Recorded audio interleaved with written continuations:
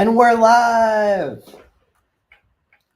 Hello and welcome to a special episode. I had to go live to announce the news. Let me fix my speaker here. Can you hear me now?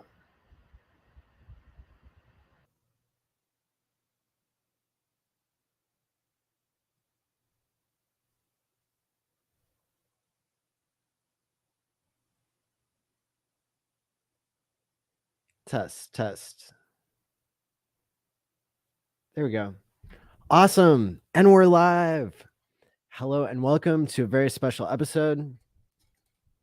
There's no name for this show. This is the show where I explain that the HEX price on ETHW has flipped the market cap of ETHW. And so this is a day that we've dreamed of for many years, and maybe we didn't know it. Maybe we thought that it would happen over on Ethereum first, but I'm so excited to have just really discovered this. I was doing my homework because this is one of the most exciting times I've ever seen in crypto, where we're getting free copies of HEX across so many different chains. ETHW, which is proof of work, and then ETH haven't really looked at that copy very closely. I know other people have been covering it. And then, of course, our HEX on Ethereum 2.0 and soon to be HEX on PulseChain.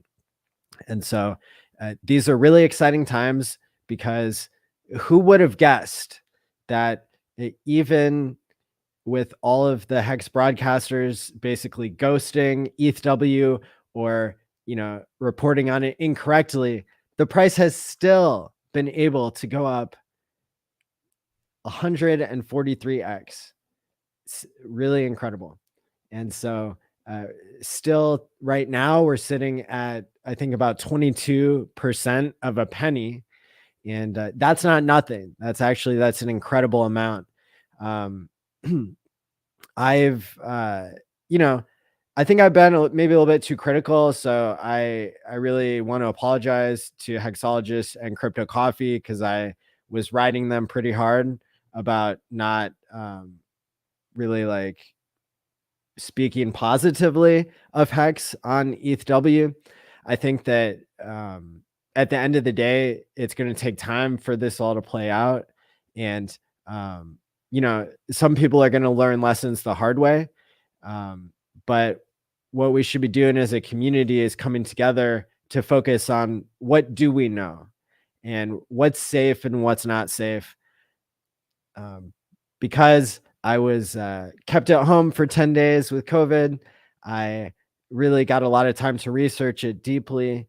So I want to share that information with you now to help you understand, what your best strategy might be, whether that's waiting a long time before you interact with ETHW, or maybe you're ready to start learning about it now.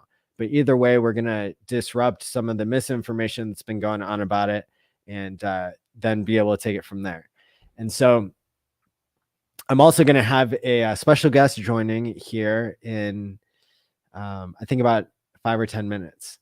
But first off, I wanted to run through here, and I wanted to go over some of the tweets, because really I've been searching Twitter just to find what are the questions people have, and what is it that people are looking for in terms of information. And I do want to shout out to Jimrat Crypto, who's been the #1 person to be covering the developments in HEX on ETHW and HEX on ETH Fair, right?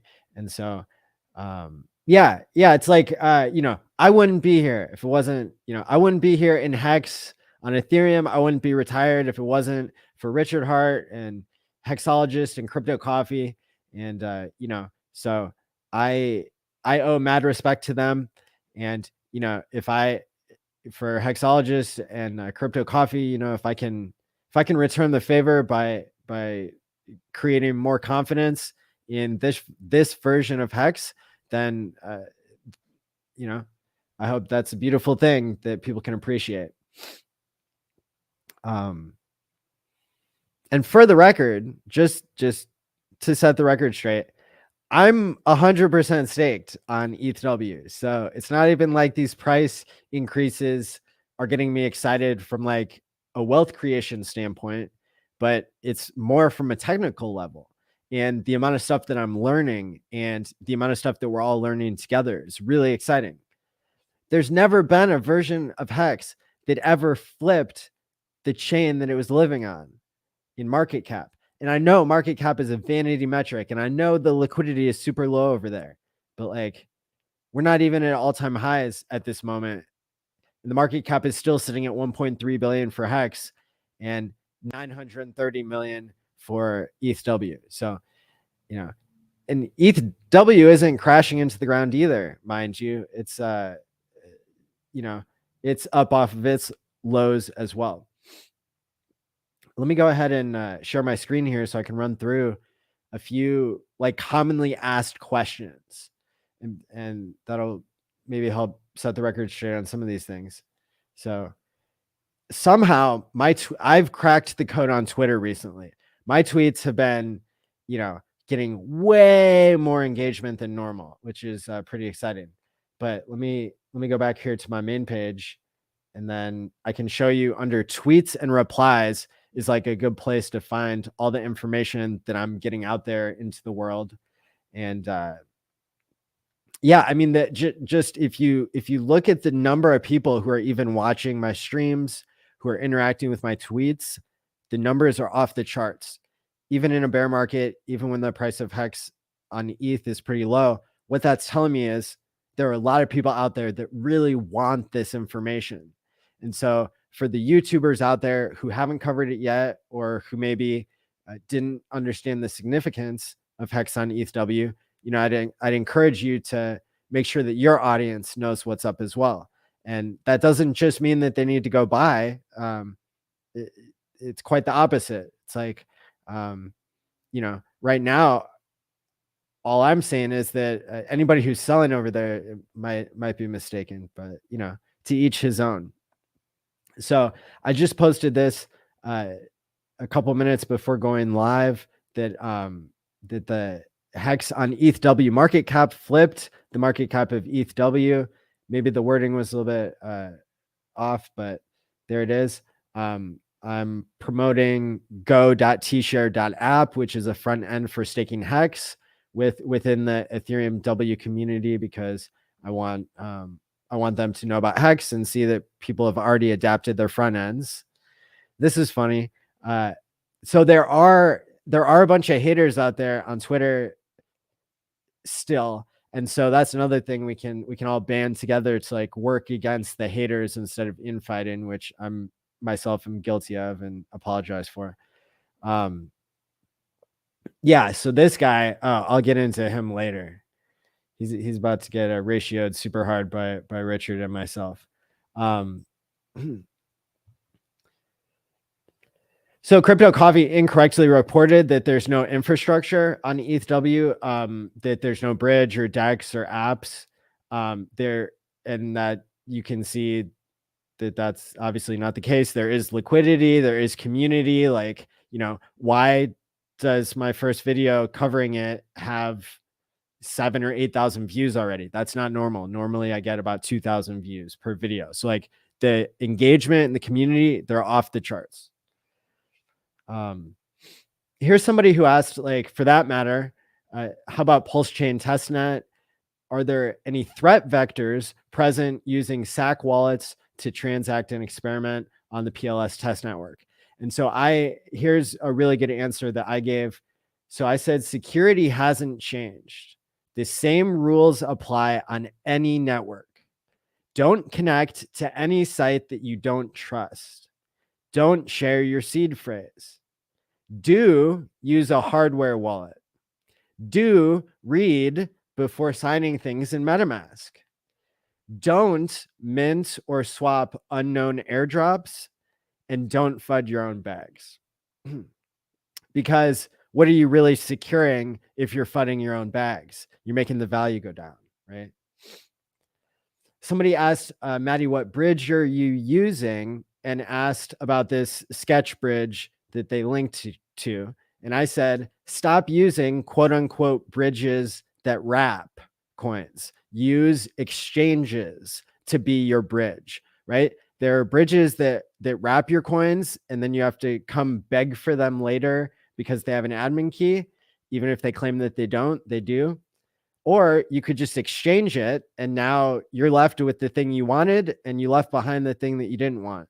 And so if people are buying or selling ETHW against ETH, then you can use changenow.io. You can swap HEXW on uniswap.icosa.pro or on KyberSwap with a K. I think that should be .com, not .io.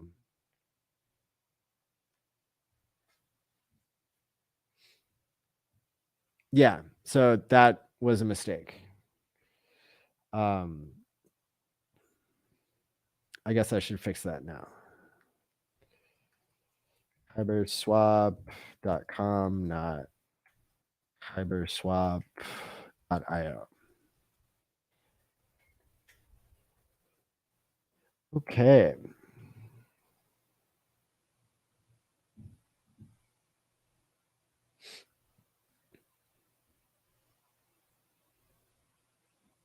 Then here's a pretty famous tweet I did about 10 hours ago that already got 217 likes, much higher than normal for me. It looks like people really like the fact that I'm using the same marketing that Richard Hart used to explain how well Hex did on Ethereum, and I'm applying it to ETHW. And so your Hex on ETHW did a 243x in 7 days. And we can see that from the chart. You could have sold on a double, sold on a double, sold on a double, sold on a double, sold on a double, sold on a double, sold on a double, and gotten ready for PulseChain. So if that's not a tongue twister, I don't know what is. Somebody asked if the Fixer Bot would stop stables from immediately trending towards zero on PulseChain, or will it actually keep a stable value? And I said, no, copied stables are worthless. You would bridge value when centralized exchanges list the PulseChain token, or when people use wrapped Ethereum or wrapped USDC or USDL token or whatever people are using to stabilize the value there. But I expect that will resolve itself even faster than ETHW will. I think ETHW will get a stable coin, and it could be those guys that made the weight token. It could be Coast that does something on ETHW. I'm purely speculating there, but that would make sense. That's their next play that they're making. Hey, look who it is. Somebody just came to join us. It's Crispy Man of hexfire.io. What's going on? Yo, Matty, what's going on? Hey. You caught me looking at numbers. All right. Well, good catch then. I'm just going through the some of the questions that people have asked in the past 24 hours here that I think would make some good content to review here at the beginning of the stream. How are you doing today? I'm doing pretty good. Awesome. Pretty good. Investigating this ETHW and also the ETH fair crypto or whatever it's called. Yeah. There's a lot going on, isn't there? There's a lot going on. Somebody asked about the sites that would list basically the something similar to Nomics. So, and those two sites that we've been using here are dextools.io and Dex Screener. Both have places to look at the price for these different assets. So Hex on ETHW is sitting at 22% of a penny. It had surged as high as, what does it say here? 45% of a penny last night. And its all-time low was about 6 days ago now. And it bottomed out at about 20% of Hex's all-time low. Well, nice. No, I guess it'd be about 30%. It was at 4 zeros, and then 1865. Remember, Hex's all-time low was wasn't it 4 zeros and a 5 and some change? Yeah, we can get that real quick. Yeah, officially 4 zeros and a 6, maybe. Hex daily stats. I know Richard quotes the 5 because it was 5.5 because that's what gave us the 55-cent top as everybody setting their limit order at a 10,000x exactly. Yeah, I think the 6 is at close, so yeah. Okay. And then no, I haven't forgotten about the other version of Hex, this Hex's little brother over here, which we can get from Dex Screener. I thought I had it pulled up. I think it's here. Here we go. So Ethereum Fair. Ethereum Fair, Hex has been kind of taking a little bit of a beating there. It's down to 0.00046, which is about 0.5% of a penny, and but still not nothing, right? That's still respectable. The underlying token there, the Ethereum Fair token itself, is down, which is part of what drags Hex down with it. It's down to 68 cents there, and the ETHW token that is underlying Hex on ETHW is popped all the way up to $7.24, which it had gone as low as about $4 3 days ago, and yesterday it was sitting around 5 or 6. So that of course helps, because this liquidity pool is denominated in ETHW. We're seeing that matters to the USD valuation of Hex, and because that's essentially the on and off bridge.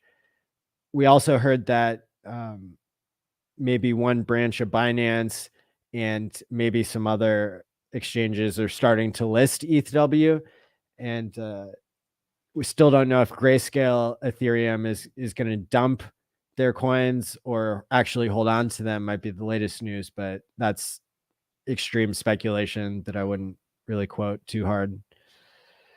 Gnosis Safe cannot be used on ETHW as there's no front end, to my knowledge, unfortunately. But that's also something you might want to look into yourself, do your own research, and let us know here on Twitter or Telegram or somewhere. Yeah, that's a good question for Staker app. Stakes now. Oh yeah. Help at staker.app. Somebody asked, can I get HEXW if I have a stake when the stake ends? The answer is yes. You can use go.tshare.app or the Hedron front end, I guess. Yep. Yeah, it looks like you can also go to the contract and do it yourself if you wanted to avoid all front ends. Oh, okay. How do you do that? Well, a little bit on of Etherscan? Yeah, you can go. Well, you OK go to, Link. Yeah, you go to their block explorers. You can go in and you do have to trust that site in that you're going to connect Web3 to it. So I think maybe the best process right now is to whatever you're going to do that's new is go to a new address. So you're only giving a new address access on that chain. So you transfer your hex over there first and then do a stake that way. On staking, of course, you'd have to be on that address. And then I would recommend in that case using go.tshare.app, because that's the one that's existed for 15 months and been used even in the first week by 700 different stakers. Yep, fair enough. So that's the one I developed with Future Us. Very aware of that. Yes. For those of you at home, let me see. Here, a Tangent made a list of all the best, I guess, resources for Nice. ETHW. And so I'll drop that in the chat now.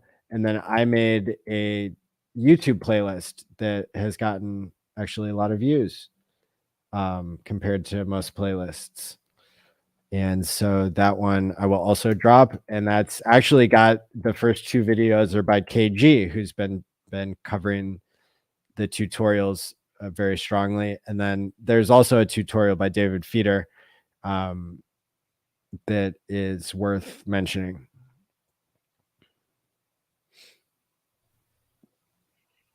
Lots of resources pretty quick. People are asking about how to sell. Where's the liquidity?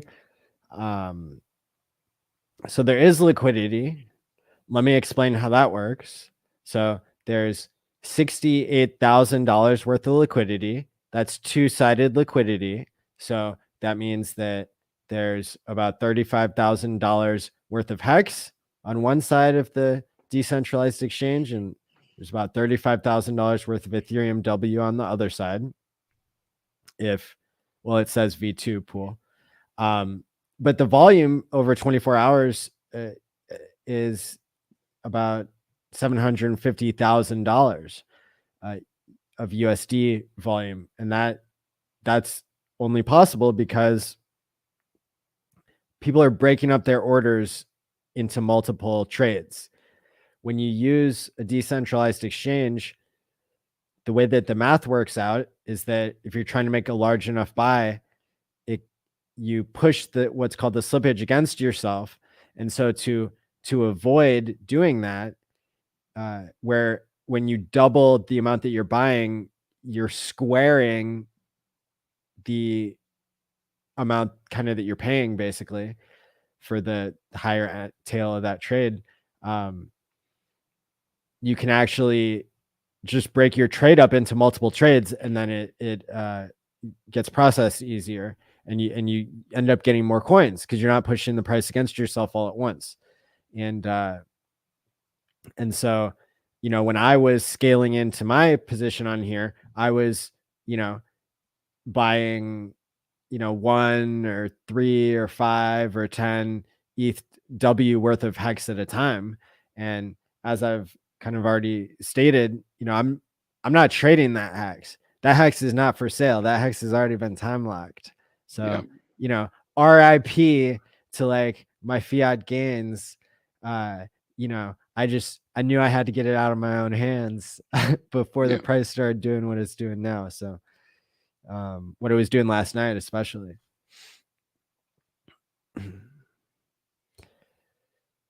Somebody said the biggest exchange, FTX, listed this right away, and this chain has backing of the GPU mining community.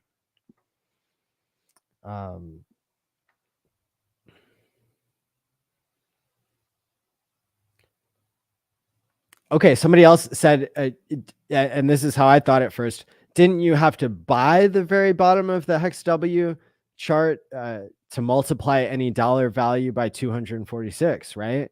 And I said, no, you didn't have to buy. You got a copy that was worth something when it started 7 days ago. Then it was worth less later that day or the next day. Now it's worth way more.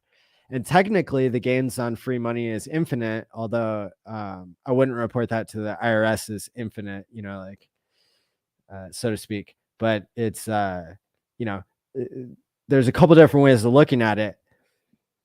The thing I wanted to emphasize to everybody is that if you got a free copy, your free copy went up a lot compared to where it started. And that's because of the support of the people who are over there on that chain, and the support of the people who are not on the chain because they're not selling, right?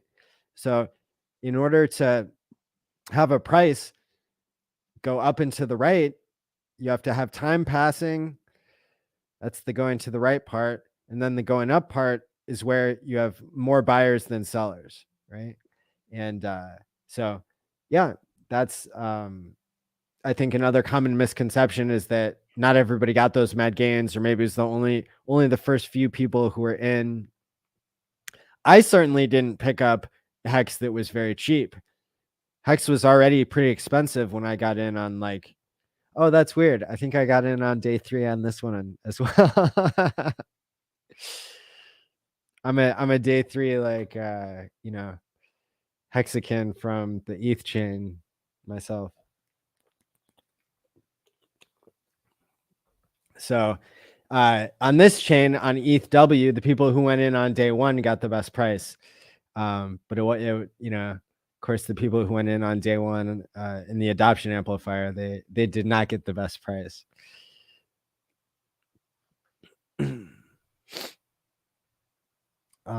Let's see. Like I said, Jim Rat Crypto has been covering this really in great detail, and shout out to him and Sam and Bullish, and you know, Tangent is on Odyssey. I would highly recommend checking out his streams because he's an early Bitcoiner from 2012 or something,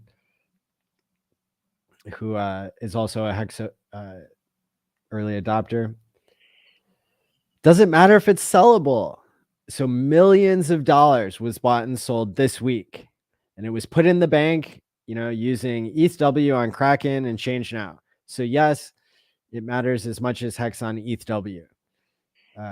Whether something is sellable or not, it's, this is not a test net. We're playing with real money here. And there's real money buying and there's real money selling. And, we'll see who comes out on top.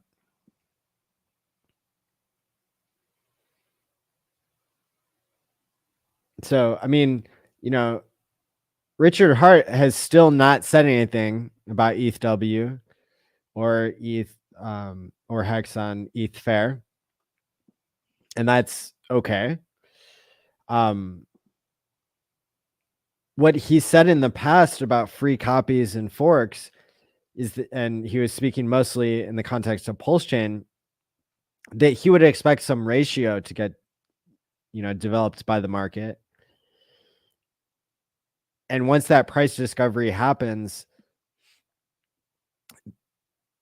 then there would be more liquidity pairing to where the price moves as a ratio more and not so much being decorrelated. So there's an early period of decorrelation where price discovery happens and there's high volatility. And then that volatility should theoretically go down over time if Hart's law is applied, but not otherwise. So if people are just treating these two hex chains as separate and they're not actually bonding the prices together, then I would,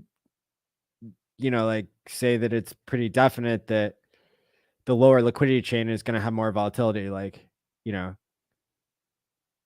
and it's going to be not necessarily correlated with the hex price on the other chain. But that's something that we have to find out because this has not happened in this way before.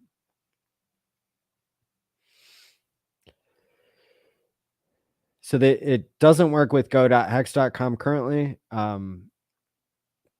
but go.tshare.app is a front end that you'll like. You might like using it for your Ethereum stakes as well, if you come to trust it, because it shows up on mobile better and it shows up on desktop better as well. You can still use a hardware wallet with all this stuff, of course. That's really important. I would say if you're using a hardware wallet like you're supposed to be, it's harder for you to get hacked on any chain. And when you're interacting with front ends that you trust, that you've used before, that other people are using in the community, then that's also a really important way to not go down the wrong path. Some people have been saying it's a lot of work to manage all of your different coins on all these different networks. Can't argue with that. It is a lot of work to be managing your Hedron and whatever else your hex stakes. So I'll concede that point for sure.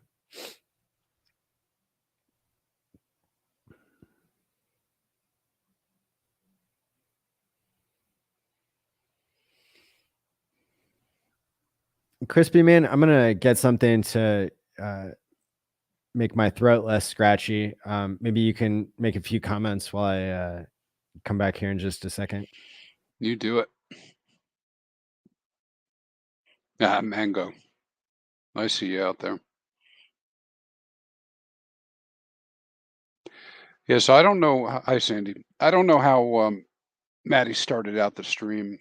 Um, I'm interested in hearing a lot more about these because I don't know, with the copies of Hex.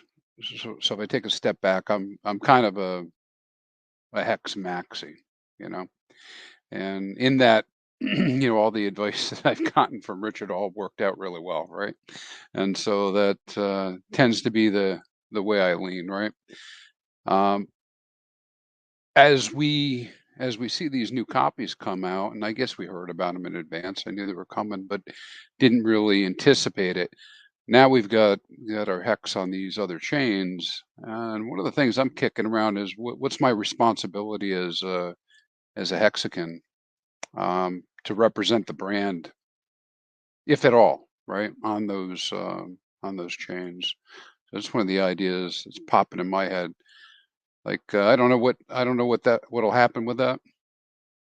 Whether it'll those chains will actually survive or not survive, but damn well Hex ought to be the best thing on it, on either of those chains, right? And that's kind of the thinking I have.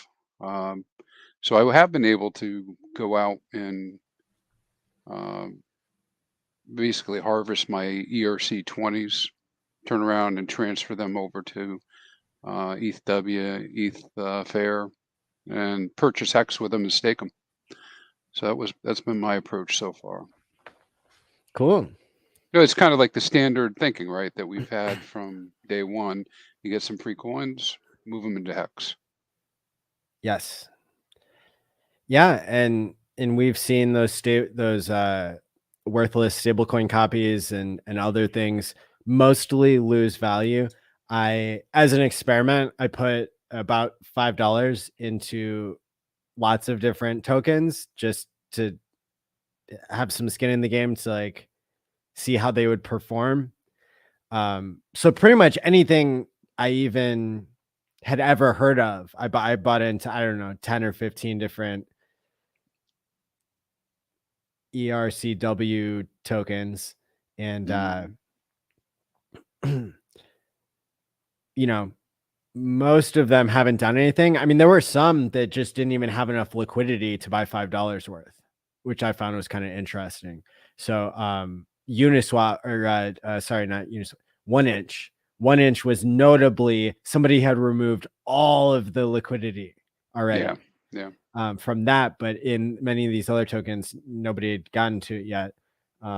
Yeah, I had a couple that were surprising like that too, because I had seeded some ERC20s.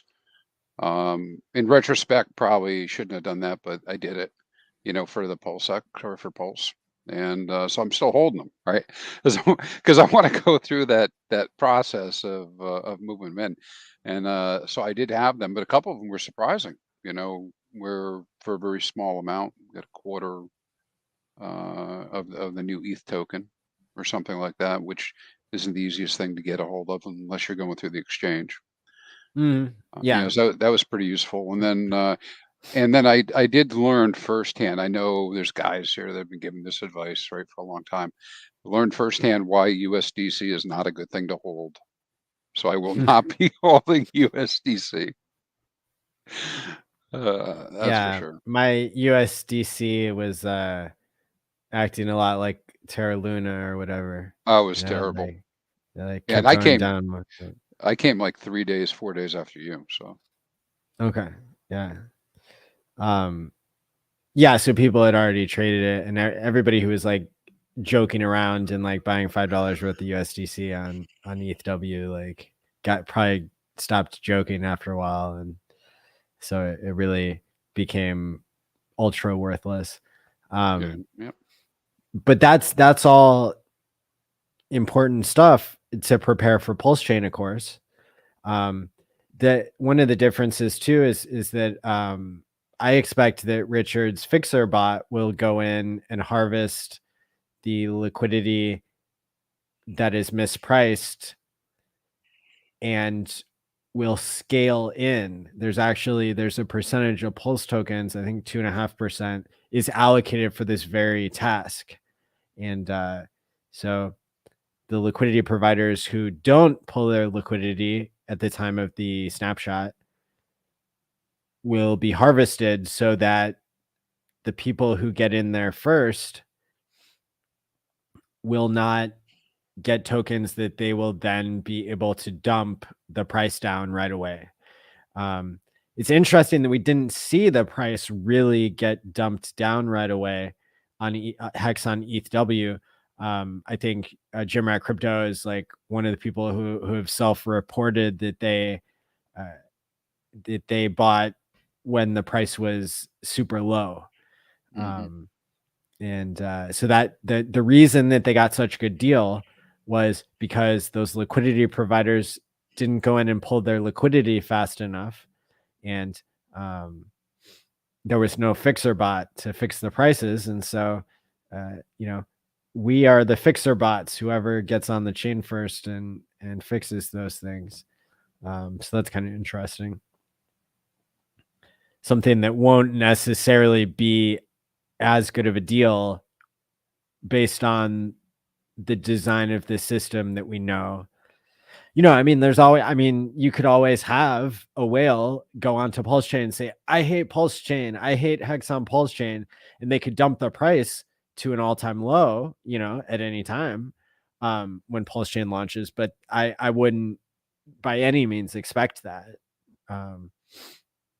I would expect the Hex price on PulseChain to start much higher than it did on ETHW, and even on ETHW, that price didn't stick around long. It corrected itself fairly quickly, as we can see from the chart, going literally straight up over a week. So, well, actually, it went straight up, like, I guess only for like a day or two, really, like where it did, the majority of whatever, 70x it did, and then since then it's done like a 2x or a 4x or something. So that's kind of a breakdown of the timeline of how Hex kind of like appreciated. Yeah, it's pretty interesting. I think you know this already because you've said it a couple times in streams, but of course the Ethereum chain is being used more for Hex than any other chain. And then ETHW is next, followed by Ethereum Fair. What's interesting though on ETHW is we're still, somebody's staking, right? There are stakes taking place. And we're just over 699,000 stakes on that chain, which is a little bit surprising to me because we're just over 701,000 on the Ethereum chain. So that's fairly close, considering we're doing about 500 or 600 stakes a day on Ethereum. So it's lagging, but what it says to me, without analyzing all the data, right, is that people are staking on that chain, and you can see it in the share rate. The share rate is actually higher on ETHW than it is on Ethereum, and I don't really. I don't think I would have guessed that was going to be the case. That wasn't the case a couple days ago when I checked it. Are you sure? Yeah. Well, I can only go by the contract data. So I would want to check it, but it's showing up at 24,181 on ETHW, which is 2 higher than on Hex Daily Stats. Oh, that jumped up. Yeah, that just jumped up then a lot. Yeah, and I think it probably has to do with some people going into ETHW. Again, have to validate it, but going into ETHW and emergency end staking, their Hex stakes to pull money out or pull value out into ETHW for one reason or another, whatever their thinking was. Whether they thought that they would lose money if they left it in HEX longer, whether they wanted to exit completely out of the system. But I would guess that's what would have happened to drive it up over a couple of days. And then some of the folks who are doing short stakes then turned around, reaped that benefit, which would have bumped the share rate just up a little tiny bit. Yeah, this was not the case just a couple days ago.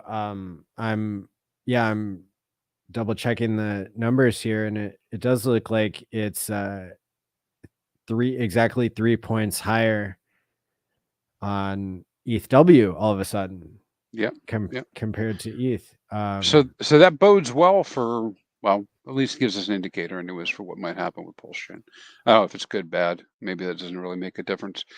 But with a chain that people might be less inclined to stay in longer, you're likely going to have shorter stakes and more activity. So that could drive that up, if that makes sense. Well, the shorter stakes, wouldn't you say those would not drive it up as quickly as people coming in and ending early? No, and no, the shorter stakes combined with those emergency end stakes. Yeah, they get that, they get a little extra, so they get a little extra push. Because two, a change of 2 hex isn't that big, right? We normally see, a difference of 2 isn't that big. We'll see anywhere from 6 to 12 a day, on regular. And I think, I don't know, I did the averages a couple weeks ago. Maybe it's a lot higher, like 20 or something on average on daily when you get the big ones in there. Anyways, the point is we're going to see different demographics based on staking activity. And if you asked me, I wouldn't have guessed that would have happened so fast. But well, I was lagging by 2 a couple days ago, and so it must have just been recently that flipped. Well, that's probably you. That's probably the Matty effect, because what's Me? happened, well, because people are becoming more aware of the chain out there. I have a stake that comes out next month. Now, maybe somebody had some stakes coming out this week, and they're like, hey, I got to end them. Plus, or maybe they're on time, Plus, there are a boatload of stakes, and this is probably a good public service announcement if anybody is looking at ETHW. There's 30,000 stakes that are bleeding, right? So there are people that have abandoned their stakes on Ethereum, that may be able to recoup some of that through going in, and unstaking their bleeding stakes. Sounds like a lot, but I promise you there's that many. Yeah, I believe it. There were probably a lot of those are associated with Bitcoin free claimers. Yeah, a good portion of them are, sure, but not all of them. That's for sure. Yeah. Well, yeah, you're the one who has access to all this data and has studied it the most. So I appreciate your insights on all this. I don't know if I'm the one that did the most, but I have a lot of that data, and it's available on the site too. So that's why I put it out there publicly. And we're just about 29,500, 600 stakes that are bleeding. So yeah, it's an opportunity for those folks to come in and maybe recoup some of that. Maybe get enough gas to end the stakes on Ethereum. I don't know. Yeah, there you go. So the other thing that got flipped today, of course, is, well, I think it was yesterday or the day before, but HEX is now more valuable on ETHW than ETHW itself. Nice. Yeah. I was saying when you got off for a moment there earlier, I'm not sure what to think about all this, except one thing I know for sure is I don't want to see our brand dragged through the mud. And so whatever good representation of HEX looks like on these chains, even if it's the most dismal failure of a chain, it's an opportunity for HEX to shine again, And I think you got me thinking about that last week mostly, I'm glad. Yeah. It's pretty cool. It's pretty interesting, right? I mean, there's a lot of potential prospects. What if we start wagging the dog after a little bit here? How so? Tail wagging the dog, where, if somebody does step forward to enact what you had mentioned of dropping in some really strong liquidity across a bridge, maybe of some type, or some other wrap token going from Hex to HEXW, all of a sudden, maybe that whole chain is our chain by default, Yeah. because we drive the price. Because if people want the Hex, they got to have either come from another chain and bridge in, or they're going to have to come in with the ETHW, which is going to drive the price of ETHW up. But it'll always be trailing the Hex value. In that kind of case, if Hex is driving that, I would think it probably would trail it. Not in actual number, but in overall percentages, right? Based on just what Richard has said publicly, I think that the way that the OA would do this, if it would, but we don't know that it would, and there's no indication that it would, but if the OA was to use Hart's law in this case, I think it would do so by scaling in. The reason that you want to scale in whenever you're fixing the price of something, just like with the Fixer Bot on PulseChain, which is part of the design of how PulseChain is, been announced that it's going to function, is scaling in basically means dollar cost averaging in, so that you don't get spoofed by the market, by the low liquidity that is being provided, and that you can kind of have the market meet you wherever its natural place would be. And what the conclusion that I draw from that, of course, is that Hex doesn't have to be the same price on all the different chains. Even if there was some ultimate intervention like that, it could be that what the market ends up valuing the price of Hex on other chains, that could be the ratio that the OA would set if it considered all of the game theory that exists around this type of move, and like decided that would be good. I don't think it would be good for the OA to overpay for Hex on other chains. I mean, in a lot of ways, this is like a stock split. It shouldn't.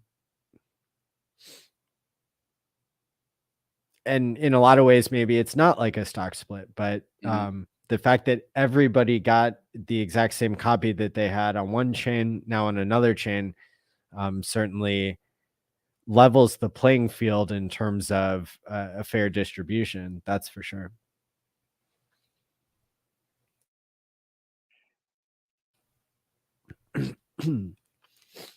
Well, I, for one, would love for the price to hit parity. I think we should try to make that happen as a community. Never mind the OA, Yeah. I mean, why not? I mean, Yeah. I mean, just not, not that this is the only way to do things, but so that my approach, as much as I love Hedron, and I have Hedron because I've got a ton of stakes, right? So I claimed all my stuff, and I participated in just about everything, almost everything, in that ecosystem. But the way I had handled my Hedron in the past, up until recently with staking, is I over time I collect it and I move into Hex. So in this case on this chain, that actually is a very strong pump of metal for Hex, right? Because you're creating value. So Hedron actually creates this value within that chain, which then can be exchanged for the Hex without bridging in new money. Yes. Right. Which makes that Hex even more, more scarce on that chain. That's a great point. And yeah. kind of stabilizes it. Yeah. And too many things in my head. Yeah, and well, that's okay. Like, you know, we're in the middle of a super boring bear market, and like, you know, this is a great time to learn and to see history playing out before us. Oh yeah, I forgot what it was like to not feel pain when I did a transaction. Yeah, so Yeah. I'm looking for them. I'm like, oh, I got enough ETHW to do 2,000 transactions. Click, click, click. You know, Oh and yeah. just go away and just go at it. After a while, I had to remind myself to manage my capital a little bit. Mm. You know, because you know the gas rate might be going up and down all over the place, and I don't need to be I don't need to have the fastest transactions. You know. Absolutely. Yeah, that's great. Yeah, it doesn't hurt when you do a transaction on ETHW, that's for sure. Yeah. And you know, with that in mind, like I was finally comfortable teaching myself how to play with liquidity on ETHW. So I've provided liquidity between Hex and ETHW. I've also provided, I've, you know, just, I needed something else to learn on. Okay. I don't think I have any more tokens myself, but look, I listen to Trevon every day when he does his daily stream. So Hmm. I was listening to his stream, and you know, like they're talking about on ETHW. So I was like, all right, you know, I need to practice providing liquidity in something that has much less liquidity than Hex does, so that I can understand doing that a little bit better. And it was super curious to me that the price on uniswap.icosa.pro was completely different. Like it was like infinity per more token there. But on KyberSwap, it wasn't. It was trading normally at like 80 more tokens per ETHW. And so, yeah, like I've been super, like I've been learning so much, you know, it's like, it's not theoretical anymore to me, like providing one-sided liquidity with ETHW as a way to acquire more hex without, you know, eating a bunch of impermanent loss that Yeah. Yeah. I didn't want in the first place. And sorry, my cough like just starts acting up as soon as I go live.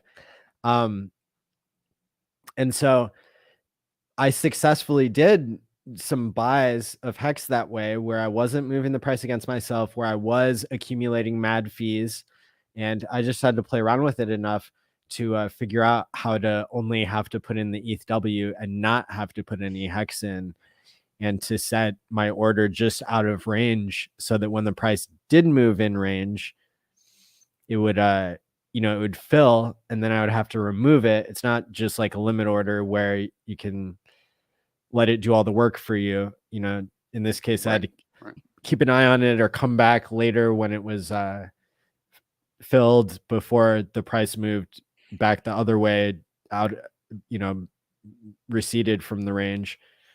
And just the width of the range actually determines what price you pay.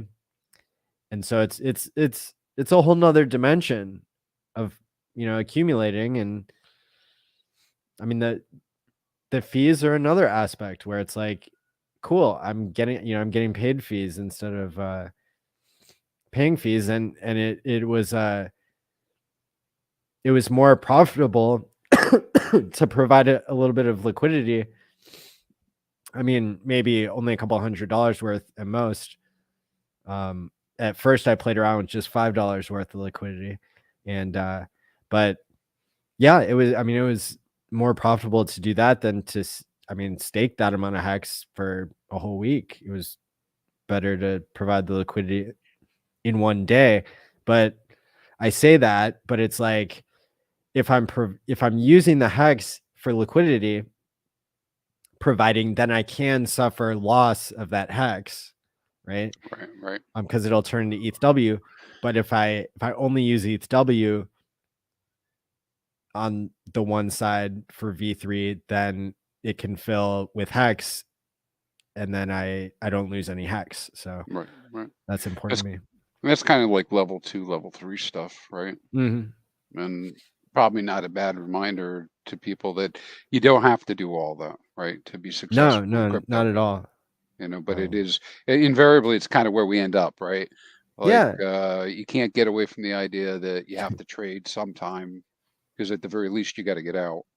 And then that kind of leads you to how do you do it most efficiently. And, and you're much further ahead than I am on that. I'm lucky that I can figure out how to get a limit order filled.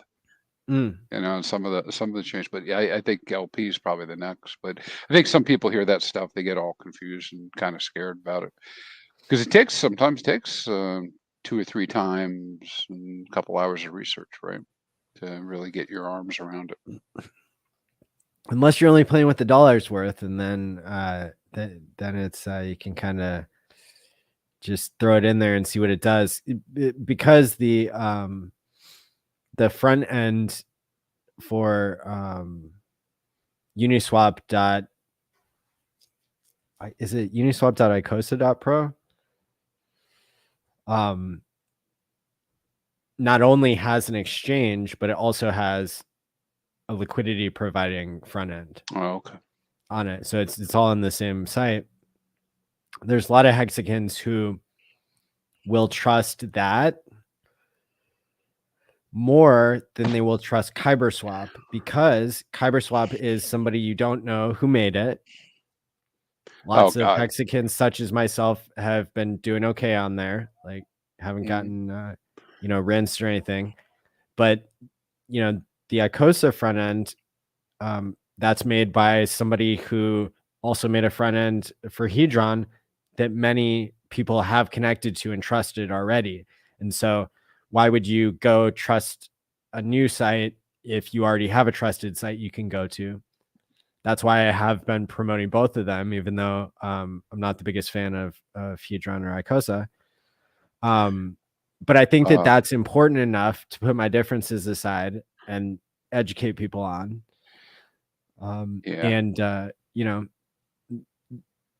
That's a major consideration, because that's the difference between some people participating and not participating, I think. Yeah. Well, kudos to you on that. I mean, I've seen that transformation with you too.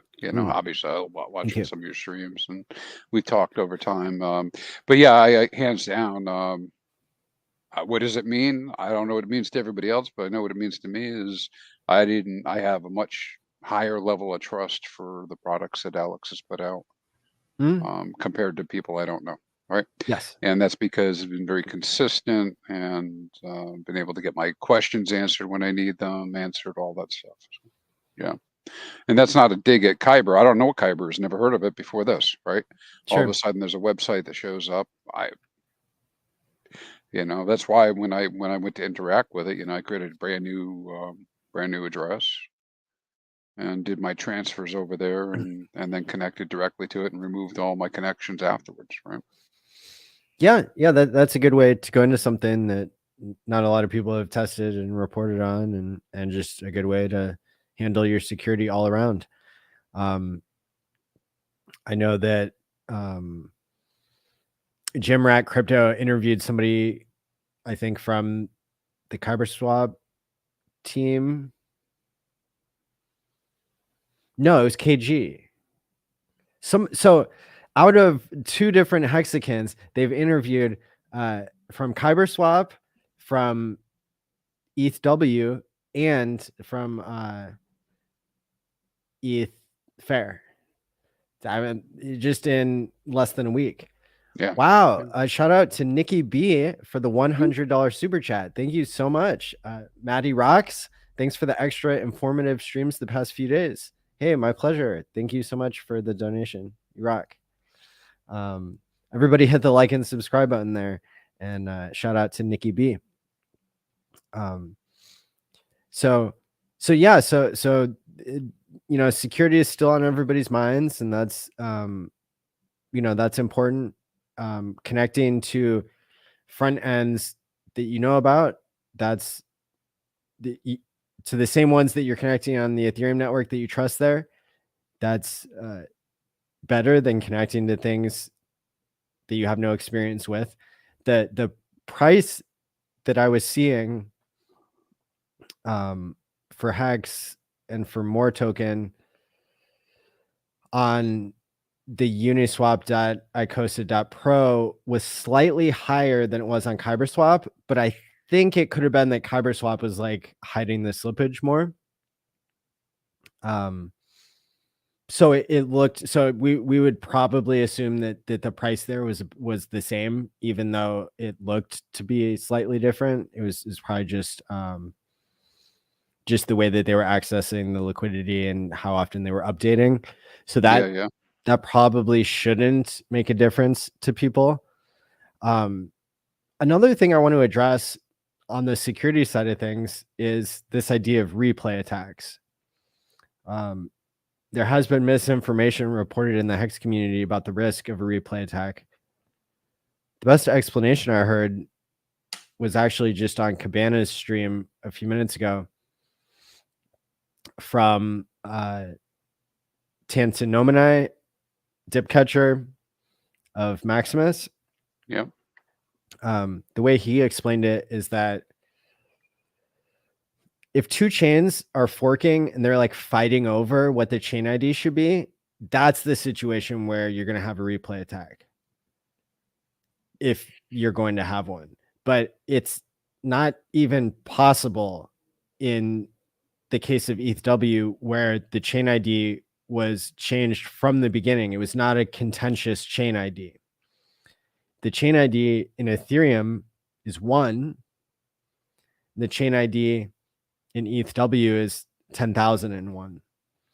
And so because there was no overlap there, like that particular threat vector that you would see in a contentious fork where two groups are both trying to claim like the same name and the same chain ID, that's where you would get that. And so there were also reports that there was a bridge hacked, and it's like, first of all, it's $1,500. I can't get somebody to write a nice article about Hex for $1,500. Okay. So like, first of all, that should be suspicion number 1, right? And then second of all, they were talking about, was it a replay attack and this and that, which is like, I don't see how it could be. And then the other point I wanted to make about that is just that why would you be using an exotic bridge anyway when you can essentially bridge your money across using ETHW? Sorry, just a second. Matty's got the coughs.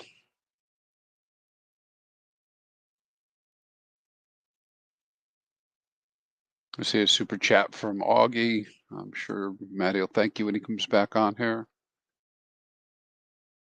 Woohoo! Oh, Mango, you'll have to let us know what happens with that spaces.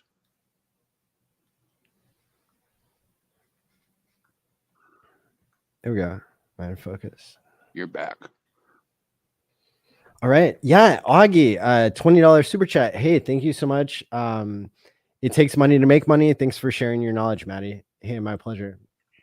Thank you. Change now really takes 6 hours. So we can thank our lucky stars that providers like Change Now don't ask for KYC, transacting normal amounts of money, which is maybe hundreds or low thousands of dollars worth of dollars. And so that's pretty remarkable.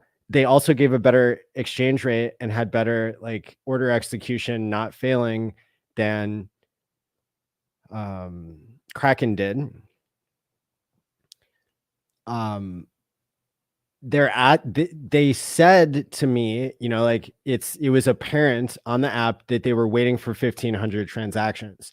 Now that only took an hour and a half when I did my transaction on there. So you have to ask yourself, was the chain really blazing through transactions that quickly? Or did they say they were waiting for 1500 and they actually didn't have to wait that long? Oh, by the way, they also got me a better rate than they had advertised. So that's cool as well. So like Sweet. I'm a huge fan of Change now. I have used them in years past when I was trading between Bitcoin and Ethereum. So I think that maybe if the chain was running slower and they were really making sure that they gave you coins that don't get like, they don't, there's no funny business going on and you have transaction finality there.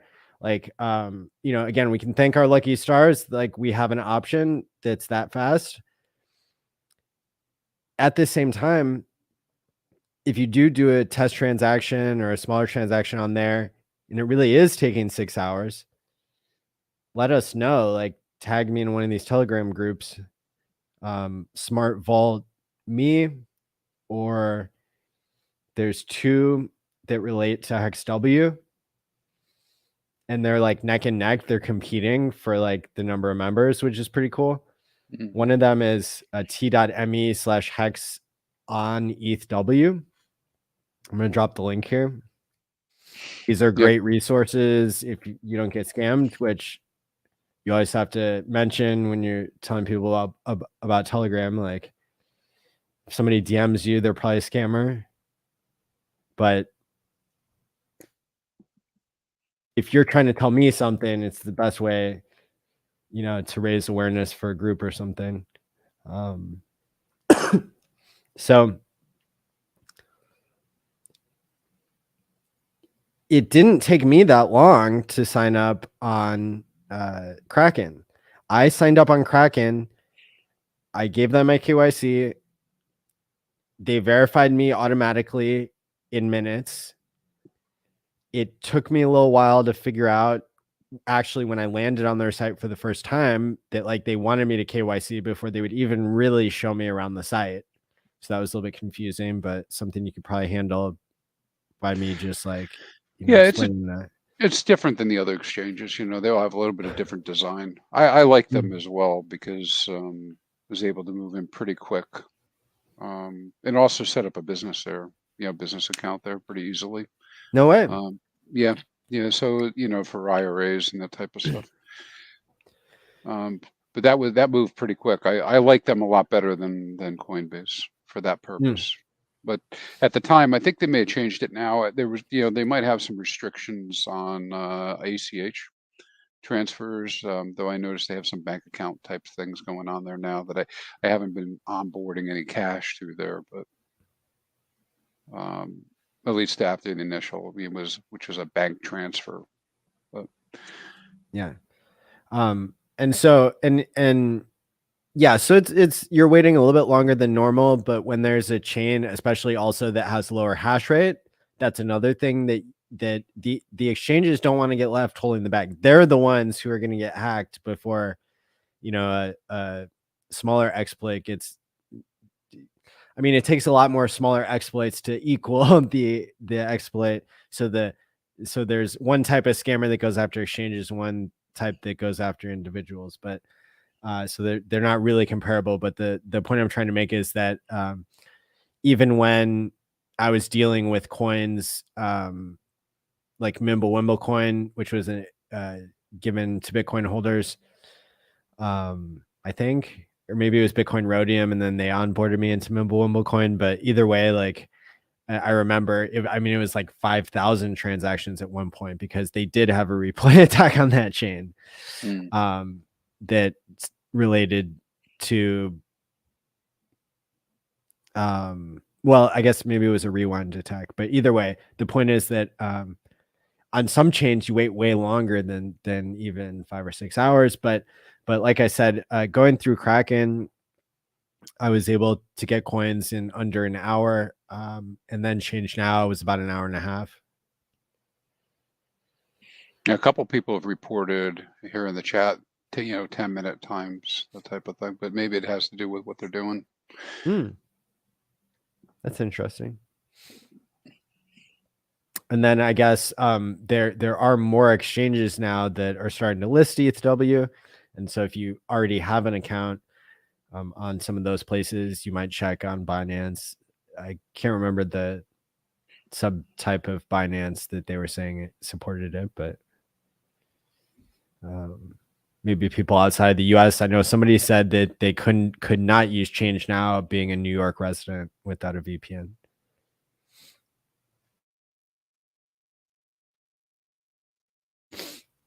So, and then, I mean, again, if you're using a hardware wallet, like that mitigates a lot of the risk that you would see. Absolutely. You know, it just really does. When I was providing liquidity on one of these accounts, I decided to go ahead and limit the number of tokens that it was approved for. Or maybe it was when I was doing a swap. It was just like, you know, normally we just click approve on Metamask and don't think twice about it, but I was trying to practice what I preach. And so that was certainly the case where it was helpful to change that number. There's an option that in the approval that pops up in Metamask when you approve something to swap or you approve something to provide liquidity, you can change the default from like infinity tokens, which is like spelled out as a bunch of numbers, like, you know, times 10 to the 9th or something weird. Yeah. But instead, you know, I put in, you know, 100,000 tokens is the limit for approval, right? Getting approvals processed on this chain is way cheaper. So I improved my security stance there, even though I didn't have to. I wanted to practice it. I wanted to be able to talk about it because that would make the difference if I was interacting with a malicious front end. If I made the token approval for 100,000 instead of infinity, then anything above 100,000 they can't touch under normal circumstances.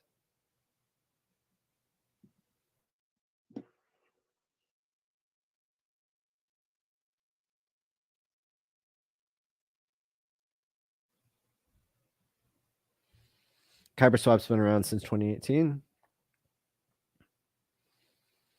Good to know.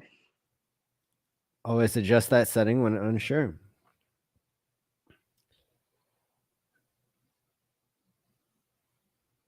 Asking about Bitcoin purchases you made in 2011. Yeah. Check your old email records. Look for a file on your computer called wallet.dat, D-A-T. If you search for that, you might find some old crypto from the past. Pay your future self one way or another.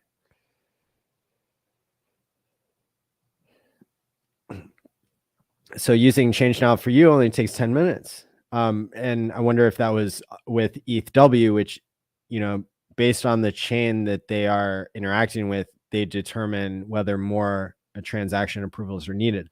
Look, on Coinbase for Ethereum, it's 30 transactions until they call it having transaction finality and you know, let you swap and move on.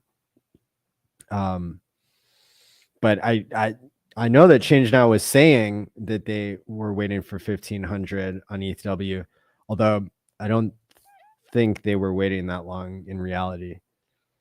Just don't do large amounts on Change Now, or they will hit you with a KYC trap. Do you know what those limits might be?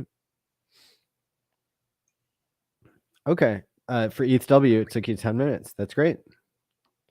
Yeah, they just didn't wait the 1,500. Changed later, not changed now. Okay. Where am I doing single-sided liquidity? That would be on Uniswap. Let me pull it up so make sure I say it right. Uniswap.hedron.pro. Okay, I keep saying uniswap.icosa.pro. I was wrong.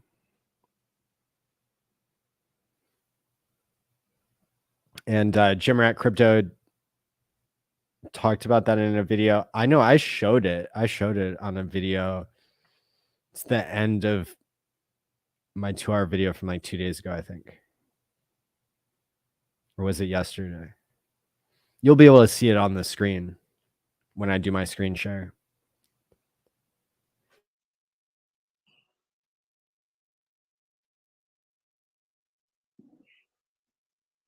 Ouch.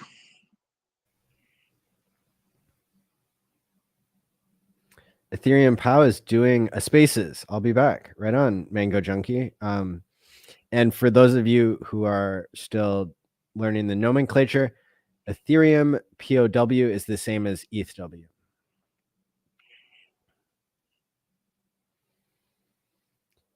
That's right. Pow pow. That's right.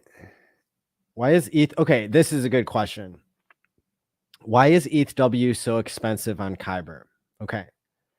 What most people see when they go to Kyber Swap is what you're seeing is the value denominated in worthless USDC. And so it'll show you that one ETHW is worth thousands of dollars. Right now, you can pull it up here. Billions and billions and billions. One ETHW is trading for 156,000 worthless USDC. But that doesn't mean that that's the amount that you can transfer out of the system. In fact, one ETHW is really trading for $7.39 outside of that chain, right? If you're swapping to USDC on Ethereum or you're swapping to Ethereum on Ethereum. And so the reason that it's showing that so incorrectly is because it's reading the values from where the highest liquidity is, which is on Uniswap V2, which is Hex paired with a bunch of worthless USDC. So in fact, this is why we talk about trading free copies based on their ratio. It's ratio trading. It's like you really want to look at what is the ratio of ETHW to Hex and what is the ratio of ETHW to real money, like, USDC on Ethereum. And because one ETHW is equal to about $7 on any other chain, and because one ETHW translates to about 3,400 Hex at this time, that means that the price of Hex is about 21% of a penny. And that's how all these numbers are derived. And that's how we know that the total market cap of Hex is sitting a little bit higher than the market cap of ETHW itself, which is how I started out this stream.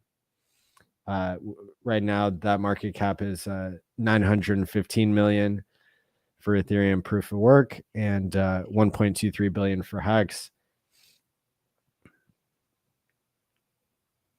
So that's pretty amazing.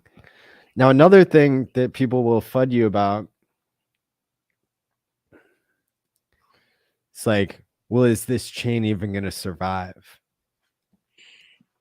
Oh, sure, man. That went through my mind too. Is it going to survive? I think you'd have to consider carefully whether you want to reinforce it with money from the outside. But certainly you have ownership of it. If you're part of our community and had already taken the leap before the fork, you're part of that ecosystem.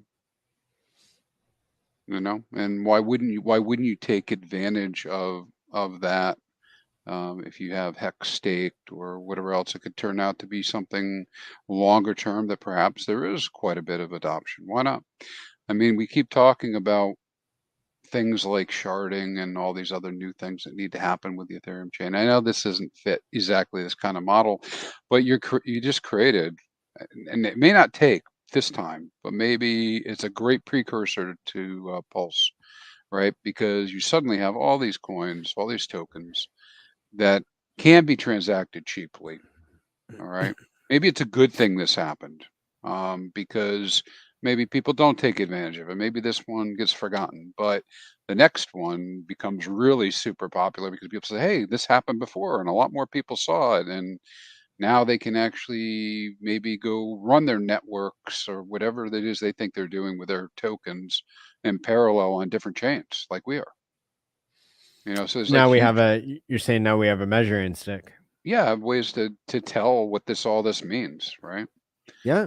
To us. I mean, have I ever, yeah, I guess with Bitcoin Cash, maybe you could say I got something from that for work, but have I ever had the opportunity to have an array of tokens that I can go transfer around on the cheap, on the side that were the copy of something else so that I can see how that feels and what that looks like? It's almost like a giant test case, Yeah. And so whether you're playing with real money or free money or whatever, that's a personal decision that no streamer should be making for you. But in terms of the actual security, like, what is it? What is it that people are worried about? Well, they say, what if all the miners turn off their machines? What It's if? not going to happen. That's like what validators are in the PulseChain system, is like super unprofitable, right? So we already know that there's going to be miners. There's miners in the Hex community. They'll keep this thing going if needed. What if Then people have to keep buying to keep the price up? Oh, no, there's a that's difficulty adjustment. that's my favorite. That's my favorite one. People need to participate in order for there to be value. That's the argument, right? All the time, Yeah. that's the argument for why crypto has value. It's the argument for why crypto doesn't have value. It's around.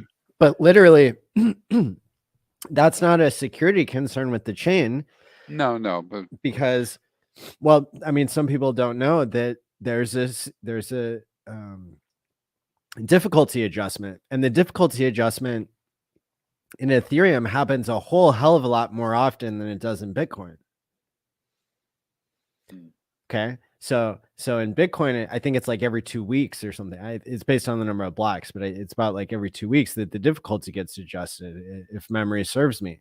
But in Ethereum, I think it gets updated way more often, like maybe multiple times a day. And so you're not going to have a situation where you're overpaying for security on your own, in my opinion, if the difficulty is being adjusted to maintain the security, with a balance between the amount of money it costs, right? Because like if you're burning way more electricity than you need, then people are paying less fees. Like that cost is just passed on to the miners, not to the people using the chain.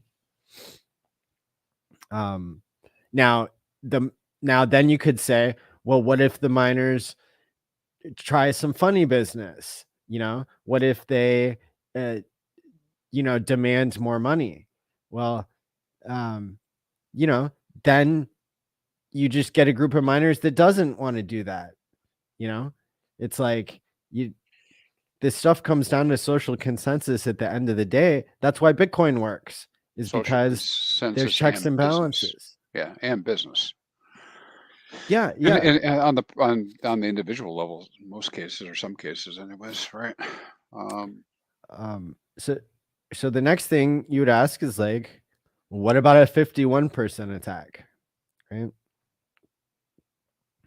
Again, it's not like you're not going to know that you're getting 51% attacked, and then you can just split off with the miners that are doing the right thing. I mean, at the end of the day, it's not like we're not going to know which chain is which. I mean, you see a 51% attack coming because it gives you two chains in the end. So you can go on the chain and you can look and you can see the people who included bad. I mean, that's the whole proof of stake concept. You can go and look to see who's lying and you can cut them out. Yeah. You know, and like, do you want to have that set up automatically, or do you want to have it set up to where, like, you know, you have to do one of these things where people are having to pick between ETH Fair and ETH POW, and something we've never heard of is because the best options are the ones we're hearing about and the market is deciding. And guess what? We have copies on both networks. So, you know, at worst, if you get 51% attacked, that's mostly so somebody could like steal a certain transaction, not steal the entire chain, not steal all your coins on the entire chain. They're going after a certain transaction. You know, like, for example, there was somebody I think once who sent like $100 million or like $1 billion on Bitcoin. It was like the largest transaction ever. And everybody was like, I think Richard even said like, that was really stupid. The miners could have worked together to like screw you over. Yeah, I remember him doing that, coming out and saying that, and he was so right. Yeah, yeah. And so when we really understand the things that people are saying to like try to invalidate their own copy of Hex on a network that is succeeding despite all the negative and nothing things that people are saying, it's like, this chain is really strong. This chain is getting along with only 4 influencers covering it out of 120. You know, what's it going to do when more people catch on that it's safe? I think people are catching on that it's safe. And I can't give any guarantee that there's not going to be something I'm not thinking of, right? You don't know what you don't know. But based on what people are saying, the reason is that this won't survive. Like, you know, there's 1.23 billion dollars worth of paper gains here. Do you think people are going to walk away from 1.23 billion dollars worth of paper gains? I don't think they are. Not unless they have a good reason. I think that more and more people will be comfortable with this chain as soon as they pick apart the education. It sure would be interesting if Richard came out against it. That would throw a wrench in the whole thing. But even then, you're not going to shut it off. You're not going to. There will be some, you know, Buddhist monk in Tibet always who's like maintaining this chain. But it's remember, sorry, proof of work is not that much different than proof of stake from a technical perspective. From an environmental perspective, you know, we can say that proof of stake sounds better, but proof of stake on Ethereum right now, Ethereum 2.0 is also much more centralized than proof of work. And there's going to be more redundancy between ETH 2.0 and PulseChain Hex than there is between Hex on ETHW and Hex on PulseChain, right? Because you have different security models. You have overlapping security models. Now, I'm not saying to discredit or abandon Hex on ETH 2.0, because that's the one where you're going to get a copy on PulseChain. So that is still worth more to me than Hex on ETHW. But I don't see Hex on ETHW having a value that crashes to nothing. Well, I mean, in the end, it's all like people who buy and sell, and that's hard to predict. But the reason why it would have a value if it does, I think, is you know, part of the narrative is that they have different security models, and that with Ethereum 2.0 and having validators and stuff like that hasn't proven itself over the years as much as proof of work has. And so the ways that, you know, the way that proof of work is similar to proof of stake is that proof of work, you're basically staking hardware and electricity costs, And that proves that you might be an honest validator if you're working within the confines and the rules of the system. Just like being a validator requires you to have a certain buy-in and then to operate to prove you're honest based on the rules and stopping double spends, right? In both cases. So I think that, I mean, that's something I learned from Richard that I think is highly interesting is that what we're seeing here is that Ethereum proof of work is not going away, even though it got ghosted by the mainstream media and the crypto media and everybody on centralized exchanges and everybody except hexagons, it seems like. But there could be more adoption in the future. Also because the narrative overlaps between all the people who like Bitcoin and all the people who like proof of work on Ethereum. I did meet a lot of Ethereum junkies at the Bitcoin conference that I now call friends.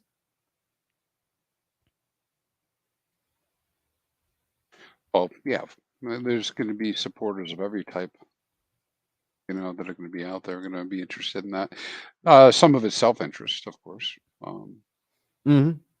But yeah, I mean, it's going to be a multi-chain world for sure. Yeah. You can check the price of HEXW. There's a link in the description below. It's on dextools.io and Dex Screener. And then you have to choose which chain. And so if you go to Dex Screener, did I already show that? Or did I just start showing that and then I didn't finish showing it? I can show it again really quick. So when you're on Dex Screener,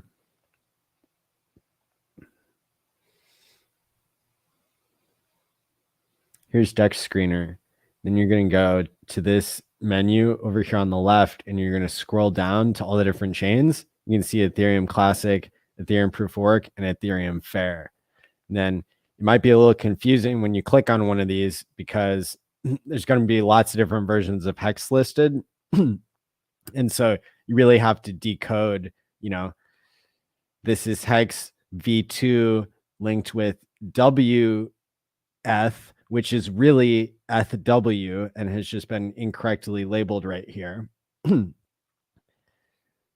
We put up with a lot these days in these early days. And then you can see Hex down here. This is the V3 liquidity between Hex and ETHW labeled WETH.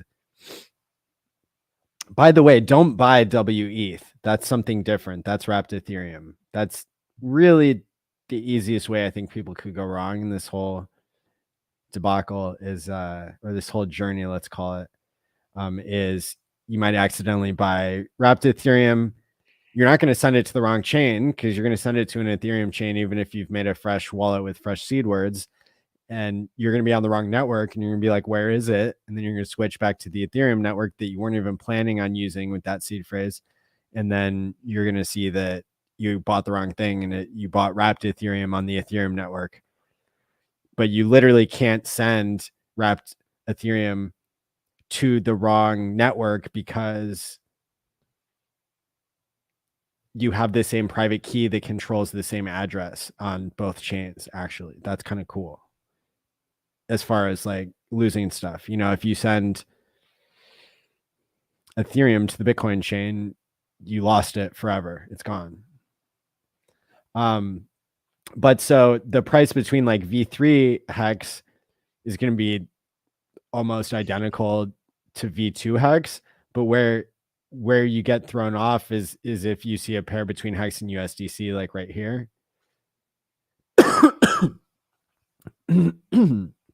I guess it doesn't throw you off that much because it corrects itself. But that's just something to be aware of, is especially if you're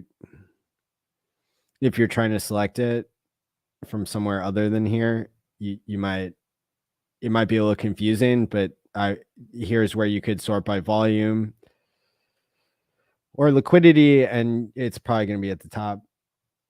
Oh no, there's some weird thing that pretends like it has $46 million of liquidity all of a sudden. That's probably some sort of pump and dump there. Who knows? But it doesn't. Yeah, it has volume, not liquidity. Sorting by liquidity, there's tons of liquidity there between Hex and Hedron.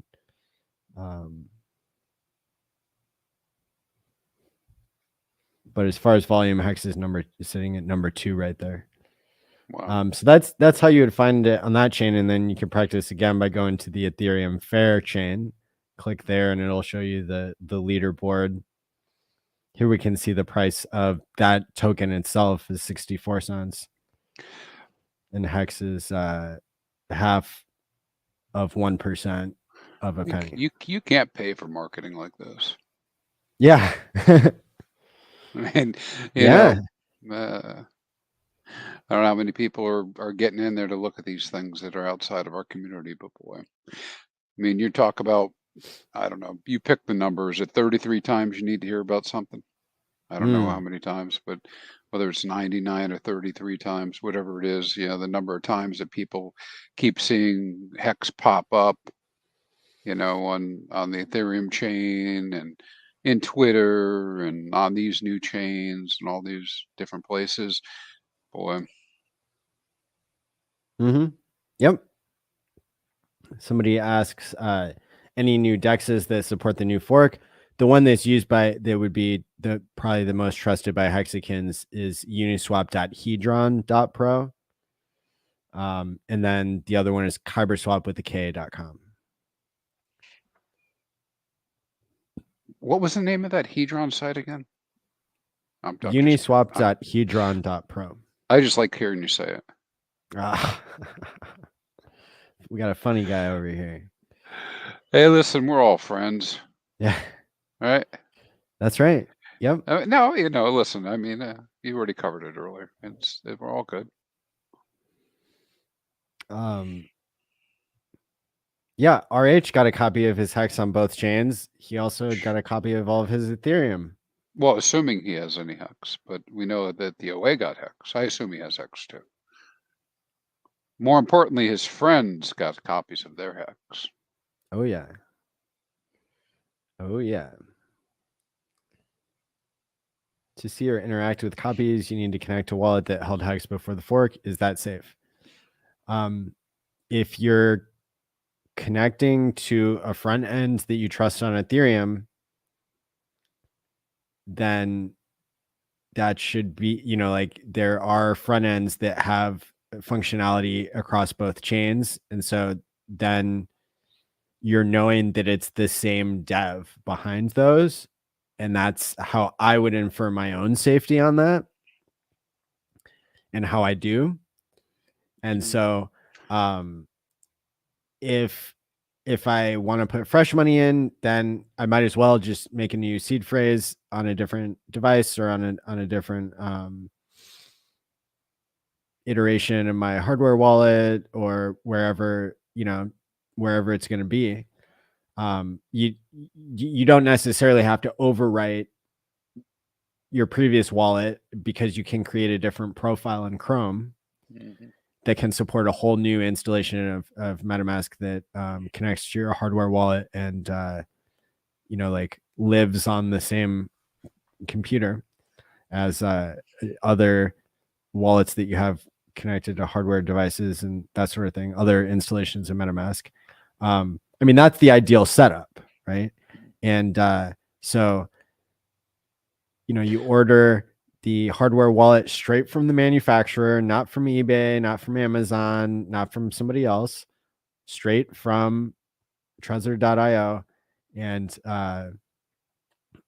you know, you can get the cheapest model and that's the one that can get the job done, whether you buy one or two of them or multiple ones. Well, here's something to throw at you too with that question. When somebody asks, you know, if they're brand new, right, and they're a little put off by all this stuff, and they want to be super, super careful. You just want to go see it. You pull up one of the explorers, you know, pull up the block explorer, you grab your address and paste it into the block explorer. You don't have to, connect anything. You don't have to do anything. You can just prove to yourself, oh, look, it's there. And really, probably all of us go through this, right? The first time you do it, you're like, wow, it really is a copy. Yeah. Like, look at that. It's got all of them, or it's got all my hex or whatever, and you could look at it that way. That sure does remind me that there is a way to use go.tshare.app without connecting a live wallet. So I can look in another wallet that I control. So you have to, all right, there's such a little bit of nuance here.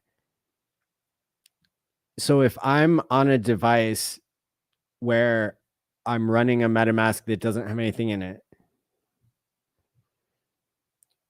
then as long as I'm connected to go.tshare.app with something, I can view my stakes even if they're in a different wallet.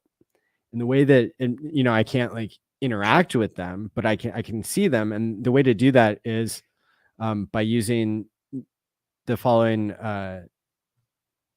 text into your browser is go.tshare.app/account equals, and then the account that you're trying to pull up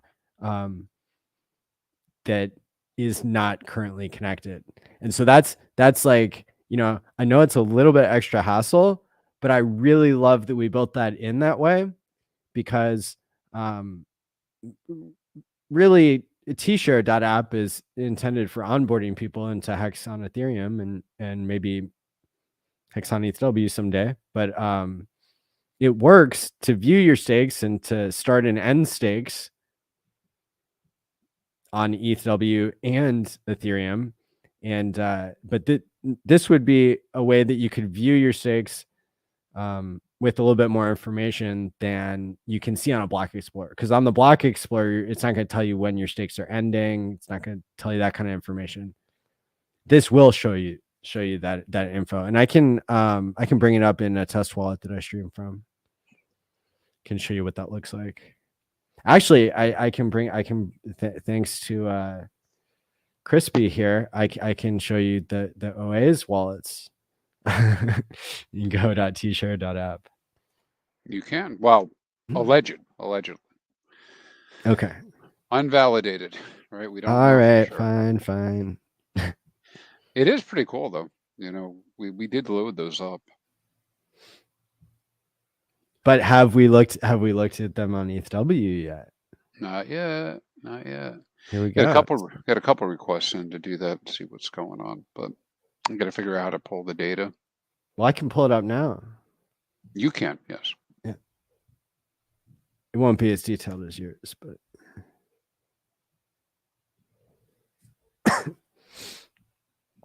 and you know, this front end doesn't have all the bells and whistles that it has on Ethereum at this time. But you can see account equals, well, actually you can't really see that, can you? Anyway, up here in the address bar, I've done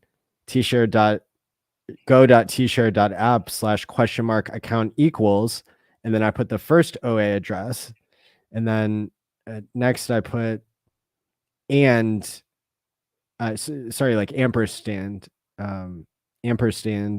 account equals, and then the next address, and then ampersand account equals, and then the next address.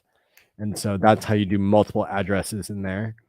That's what it looks like on the screen. I just posted it, and then we can go through and we can see on the Ethereum chain, this is going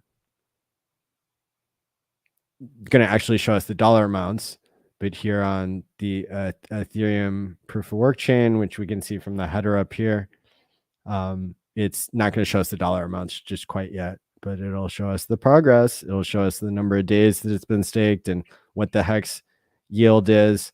And when we toggle this part here, we tap to toggle, and that'll show us the amount of hex that it would be paid out as a penalty, rough estimates only. If there was an emergency end stake on this one. And if we switch, I'll go to MetaMask here. You won't be able to see it pop up, but when I switch back to the Ethereum mainnet, wants me to connect again. Probably hit the refresh button here.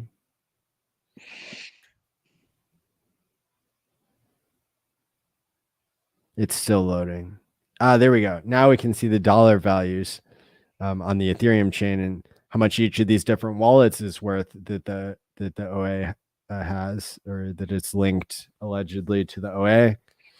Not too bad. Even in the 90% dip, we got one that's $140 million, 128.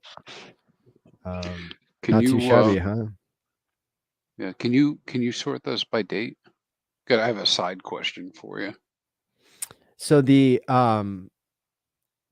these are automatically the stakes within each address are assorted by progress. Oh, okay.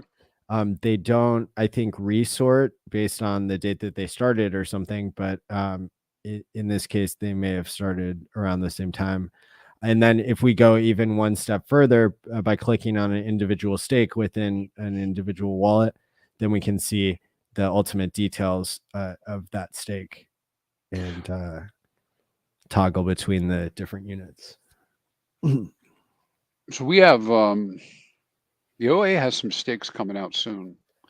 So it's kind of a segue question. Maybe you don't want to go into it. I just thought I'd ask you what you thought might happen with those. Actually, they're not too big. It's only the payout's probably about 1.5 billion hex. And then here's one. This is coming out in on November 30th.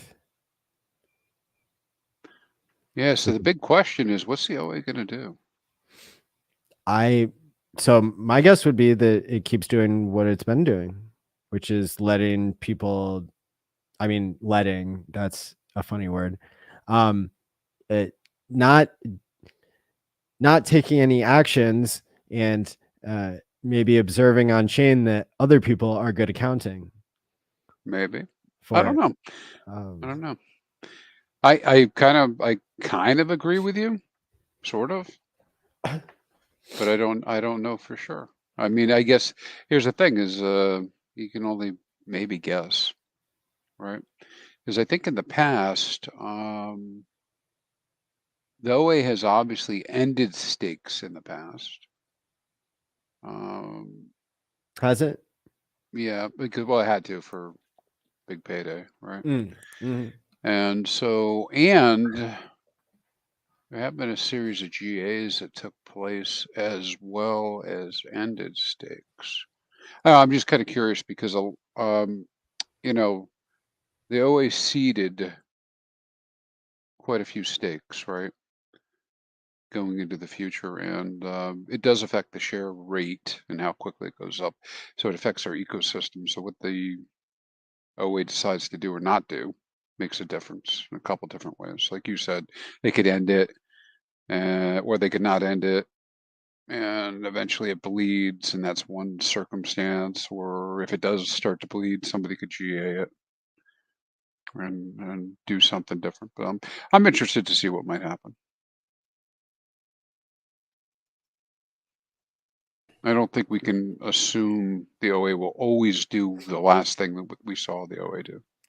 I agree with that, and I too am interested. I think there might be a case to be made for the OA to stake more. I agree with you. I have like a weird version of that in my head where, you know, it's only a possibility, not I have no facts to back it up, but why wouldn't the OA use the opportunity of the PulseChain launch to stake a good quantity of hex? That would be a perfect time. The reason I think that might be advantageous is because it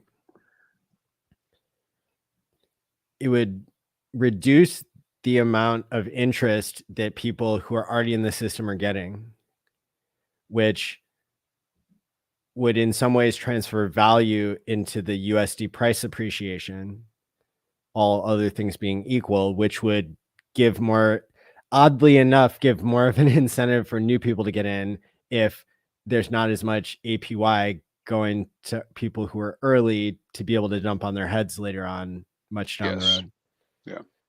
Yeah. So it's like at first glance, it's like, you know, higher APY seems better because it should attract new people, but there are plenty of people who are in the system now who have entered in the past year since Hex had its all-time high that like they are already here. So they would probably prefer, especially if they're still buying in, the people who are bringing fresh capital in who are also already in would prefer the APY be lower to the people who got in early. And, you know, it's hard to complain about, you know, the 1000X that a lot of people have, even if they didn't buy the all-time low. Even if you bought in the first 100 days, I would say that your return with staking and the big payday and everything, if you have a stake coming out now, is still 500 or 1000X, even at these severe 90% dips. So, yeah, that'll be fascinating to see how that plays out. Yeah, why kill a new chain? Hex is going to be expensive on all chains. I really like that take. Mudhog says it would be nice to have a front end to good account on the forks. I don't know that the front end doesn't work on the new chain. Does anybody else? I'll check it right now. How about that? Absolutely. You can also go to the contract. There's a couple bits of information cool. you got to put in there, but you go to the contract and should be able to run it. It's backuphex.com, right? Yeah, that's what I'm going to. Let's see. Yeah, I don't know if Kodiak got a chance to work on it, but it did connect up using Ooh, that's ETH promising. and so I'm over on ETHW right now. Let's see what I got. Okay, it's loading data. It looks like it might be working. Let's see if I have different information here. Yep, so it looks to me like it's working. You want to end something for me? I got one.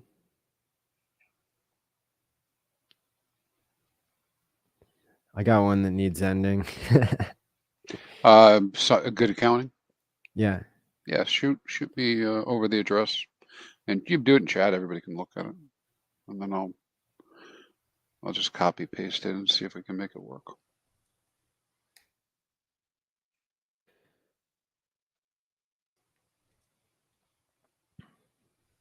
I'll throw it in the private chat too. I can show people the front end while you're messing with that. So here's the website's called backuphex.com. I've used it on the Ethereum chain before to account somebody that the Pulse longevity whale, no less. Yeah, so I'm not seeing it show up, so it might not be able to find it here. Maybe it only finds the ones like pre-fork. Yeah, it depends. I see the I'm on the right network and I am connected. Oh yeah, no, if as long as the stake existed, how long these stakes been out there? I didn't look at the This one was started 2 days ago. Okay. And it's already past its due date. Oh, you know what? It's it can't be good accounted unless it's yeah, it is. It's passed. Yeah, the other thing on this site's a really great site. So I can't validate it at the moment that it's worked. We'll have to get a different example. Okay. It also does not show quote unquote expired stakes until they're 2 weeks out. So it was the there we go. It was the interpretation of the coder who did this work, Kodiak, and how that does. He doesn't show those on here. Okay. Unless it's already starting to bleed, because that was the whole purpose, is to give an opportunity to do that. But now if I go over to the chain, maybe I could do that, but I probably don't want to delay what we're doing here. But But yeah, I know there's plans to look at all these things. Everybody's kind of racing around trying to figure out just how much to support. I don't know how much Kodiak will put into you know into this, but I know he's aware of this. And there's a lot of other activities going on right in the background. Cool. Yeah. Shout out to him. He rocks. I've messaged him, I think, in the first 6 months of Hex, and he got back to me. Yeah, between him and Kyle, man, Dev Kyle, you got nothing. I got nothing to say. I mean, those guys are awesome. So They are. I couldn't do anything I've done without their help. So right on. Shout out to them. JM, you are correct. Let me just read what you said. Once I go on Kraken and exchange ETH for ETHW, then I send it to my new MetaMask wallet with a new seed phrase I'll throw in. And then switch from the ETH network to the ETHW network to see the ETHW I transferred from Kraken. Correct. And when I was doing it, Kraken didn't even ask me what network. So that was kind of weird, but that was okay. You can you don't have to wait to switch networks until you've sent something, like but either way it'll be there. And the way that I've been telling people to find like what the front end settings are, what you actually have to put in is linktr.ee/ETHW. Drop that link there and then show you where to go. It's not direct, so it's like it's like one of these items that they have. It's the one called ETHW mainnet. So it's like not even the first one, but it's like the one that says ETHW mainnet links to their Medium that has the settings. I guess you could screenshot this if you really wanted to, but sometimes it's good to know how I got to the source. That'll show you the mainnet info, and you copy and paste this into MetaMask or type it in exactly as shown. Keep the same capitalization, use HTTPS:// and all that good kind of stuff. So just as it appears here, and you'll be all set. Chain ID 10,001.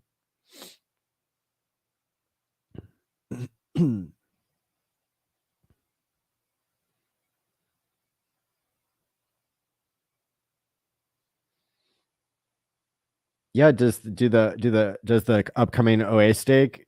Well, let me ask this more broadly. Like, what is the next stake to really change the share rate?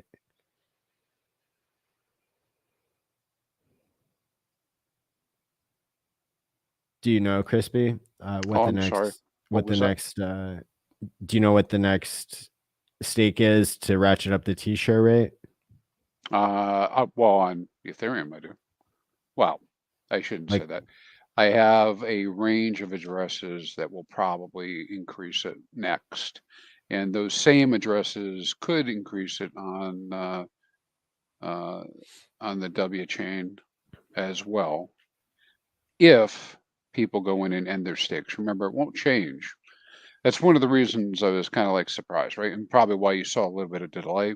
Unless somebody goes in and ends the stake, it won't change. Somebody's got to end a stake. Yeah. So yeah, we know what those might be. That's an important point. Yeah, that it doesn't always come up. So it's cool that you're confirming that. And then if somebody good accounts somebody else, that doesn't push up the T-share rate, but it also doesn't take those T-shares out of the payout pool either, right? Well, if somebody good accounts it, there is an effect that will increase the T-share rate, because if you good account it and there was a penalty, there will be greater yield, and it will likely, however small it might be, change the share rate Oh, okay. when somebody else sends a stake.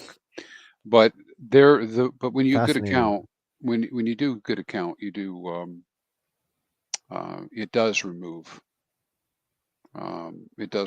the shares, so they're not taking up any more space anymore once it's good accounted. Oh, okay. So it does stop. So it's only when they're bleeding out that it dilutes the share pool by having more shares.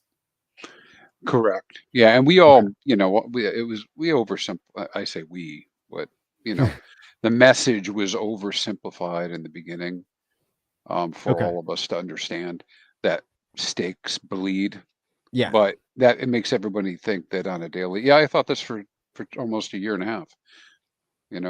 After launch, that every day there were penalties coming out from people that didn't end their stakes. But while that may be in fact true, it wasn't happening automatically. Nothing Mm. happens automatically with a smart contract. Somebody has to end a stake or could account a stake for that penalty to actually get distributed. Hmm. Yeah, that's awesome to know. I dig it. It's the level of detail that those of us who've been paying close attention for 3 years, we really like to get those fine points Yeah. uh, understood. Um, so Bitfinesse, all my Saudi friends got copies of all of their stakes. Well, congratulations to them and to you, I suppose. I'm glad. That's good. He's probably making fun of like Rackham's whole reason for rage quitting or whatever. It's not lost on me. I got it. Okay. But if our Saudi brothers have stakes, I want them to get copies on whatever chain it's. I have a good friend in Saudi Arabia who staked Hex and now gets his free copies, and and it's like Hex is really cool in the Middle East because it actually doesn't pay interest because it's not usury. It pays yield. Exactly. Yeah. And that's another thing that we got wrong in the first couple of years of Hex, even on the main Hex website, was talking about the interest. And it's understandable because certificates of deposit, which is the analogy, they're called all sorts of things all over the world other than certificates of deposit. And yeah, so being precise, with our language actually includes now 1 billion more people in the world who are Muslim and don't believe in getting interest, but do believe in getting yield. Papa B was one to, I think, point that out at first. Yeah, quite a while ago, if I remember correctly. Mm-hmm. Hey, a side issue, because the reason I got distracted, I was trying to go after this thing you mentioned. When you were talking about your stake that you wanted to have good accounted, was it the 2-day or the 5-day stake? The 2-day. Okay. Yeah. We'll see if we can make that happen here.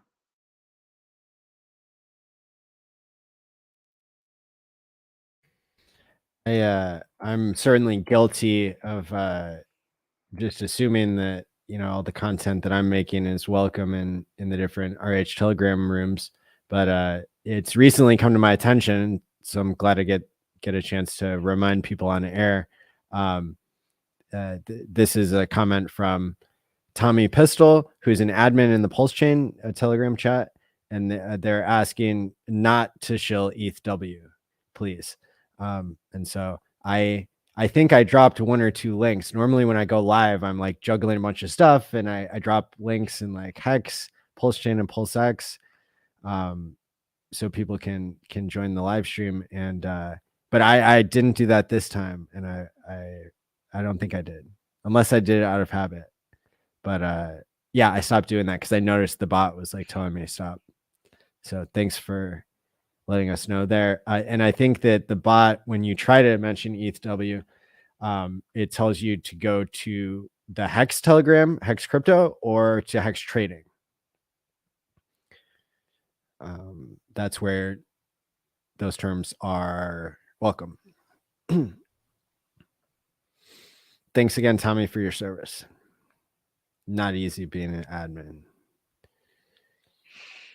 No, we have those, and the reason for that has nothing to do with the specific projects. Usually, it has, or whoever's doing the talking. It has to do with trying to be somewhat as fair as we can be, right? Yeah. Yeah, I totally understand and respect that. That's there's definitely an etiquette and level of fairness that we can all respect. Yeah, I don't know that we always get it right, but they try real hard. We try. Hey, man, you should see some of the things we got to delete. Well, you guys all see it. Yeah, so, yeah, so no go on this good accounting. Have to dig in a little bit deeper on at a different. Okay, I could see the security benefits of it not bleeding out, like it not being able to be good accounted before it starts bleeding out.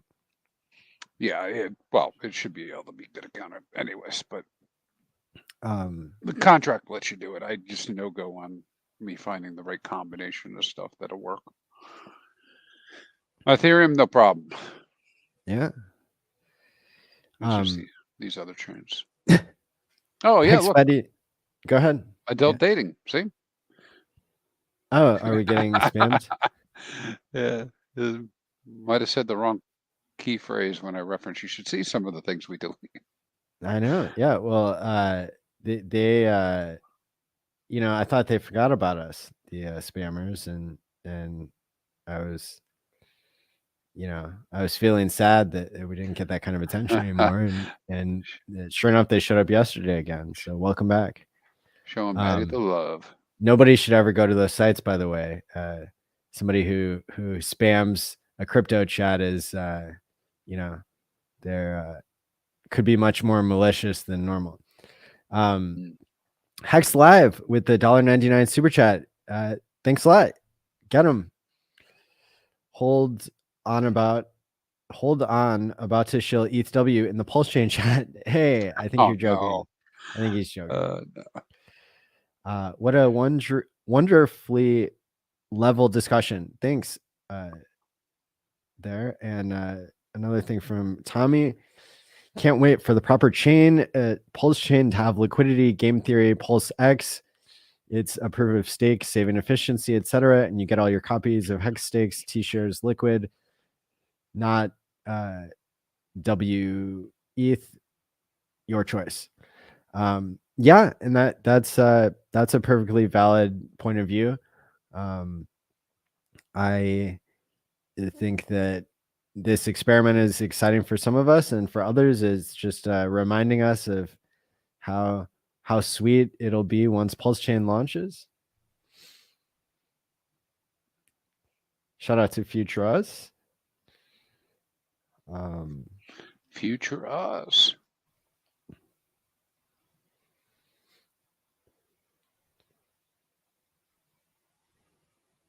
Where's the liquidity coming from? So the liquidity is coming from people probably bridging in real money. I mean, to be quite frank. And right now it's only costing like $32,000 to hold up the price, which is pretty cool. And over time it's up to Hexicans to choose, like, if we think that this copy of Hex should be valuable or if it should be dumped. Like, I think it could prove to be valuable, because all of the reasons I see for people saying that it doesn't have value or that it could go wrong, like, the reasons that they're giving are technically invalid, as I discussed earlier in the stream. And so, like, if somebody can give me a really good reason why they think that Hex should be worthless on this new chain, and that you want to disagree with the $32,000 of real money that's out there holding this thing up, maybe that's not enough for some people to want to be, so that they can have exit liquidity. But like, if you think about it, it's an experiment and people have put up a real $32,000. And, like if they're wrong and people dump and then people change their minds and think that it should be valuable, like you can always reload another $32,000 in there. But if you start off with $100,000 or $1 million, it's much harder to run that experiment.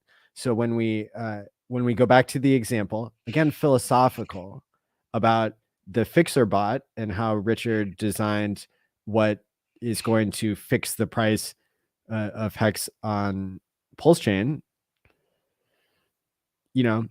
that's a much more brilliant design, is to have the fixer bot scale in to that.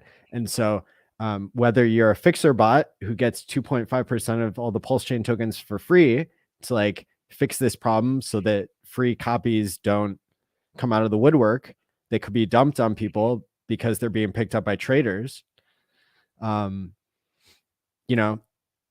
Why wouldn't you scale in if you weren't a bot and you were just a person trying to experiment to see if this chain will have value and will it have enough social consensus? Right now, it has enough social consensus. There are more buyers than sellers, and that's caused the price to go up. And that could change at any time based on human behavior. Hey, we talked last week, right, about this, or about the launch of all this, and so I'll give you my real frank thought on this, because this kind of pulls on my emotions a little bit, right? Sure. Yeah, I don't, if it was up to me, and I don't make the rules in the world, right? It was up to me, then I don't think I don't think I would rather have Hexicans moving over here to this chain and doing anything. But unfortunately, nobody asked me, and I don't get to control what everybody does in the world, including whether or not somebody launches a chain. So now the chain's there, people are using it, and we've got Hex out there. So it's kind of like the horses out of the barn kind of thing. We can't pretend it's not happening. It is happening. But it's not lost on me anyways, and I think other people too, is that if you're diverting economic energy into this chain, it's not being directed into the primary chain, right? And so there's Can we question that for a second? Go ahead. Yeah, because it's a conversation, right? So in the sense that, I mean, like everything that existed still exists. And so if you let's say all of a sudden people took all the fresh money that they were going to put into Hex on ETH, let's say that there was enough money sitting on the sidelines that people were ready to deploy and they wanted to double the price on ETHW.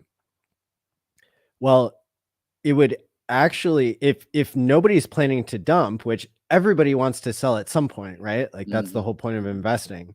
But like it would actually take much less economic energy to push up the price on the lower liquidity side, and then the money is still going to all the same people. It's like it would just force your hand to participate if you wanted to pick up all the gains. So it's like, and isn't that like part of what Hex was designed for, was to get you to keep checking back? I mean, that's why we have the early end stake and the late penalties, is because Richard wanted speculative stickiness. He wanted people to be able to set it and forget it, but have to keep it on their minds to come back. That's true. That's true. I think those parts are true. I don't want to sound like I'm too much of a hard ass on it, because I'm really not. I acquiesce that, listen, I know the chain exists, right? So a set of rules is there, right? It doesn't matter. It's kind of theoretical whether it shouldn't exist, right? It exists and it has Hex. And so like when we first started talking, right, like my big My big thing is I want it to be the best hex can be It on can that chain, right? Yeah. And but I think you could make the argument that for people who may make a lot of mistakes as they're new, and maybe do things maybe that are going to wreck themselves, they might be doing the proverbial picking up pennies in front of frame trades kind of thing. I think that argument can be made that there's a subset of people that won't do better because they got involved there. And If then there's also the argument that dollars that go there don't go into the Ethereum chain. Now, and maybe in the end, it enriches our entire Hex ecosystem cross chain, which is fantastic, right? But I could just see why people have the different thoughts that they do.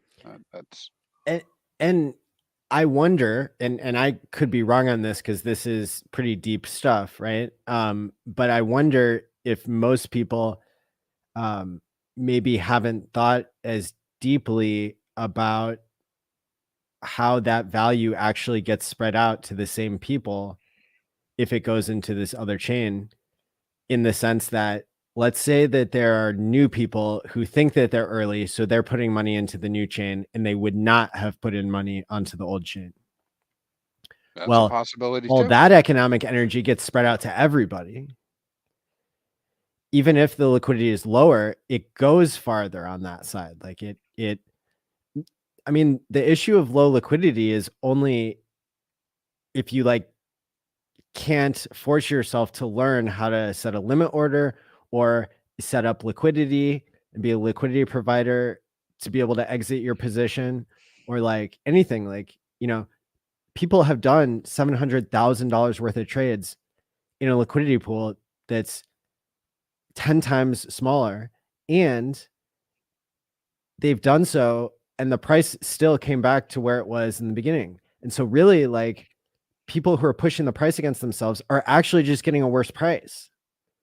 And so, like, if you're somebody who adopts a more advanced strategy, if you finally learn how to provide liquidity to exit your position one-sided, or if once we get limit orders, which I'm not aware of being able to do yet, but we got all the other stuff very quickly. So like Why once we not? have limit orders, I think like the money actually goes farther on that side, in terms of like, if people, generally people who are buying are doing less advanced strategies, and people who are selling have the experience to do more advanced strategies. And so it's so the only person that in that whole scenario could be losing is the person who bought in the past week and doesn't have a copy on that chain.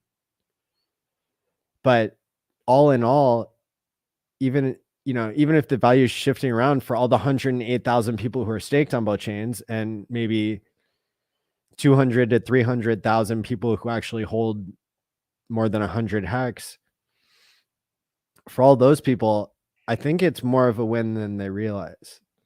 Sure. Well, I think we both agree there's pros and cons, right?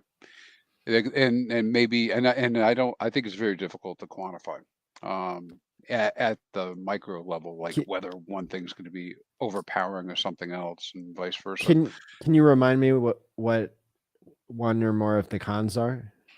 Oh, sure.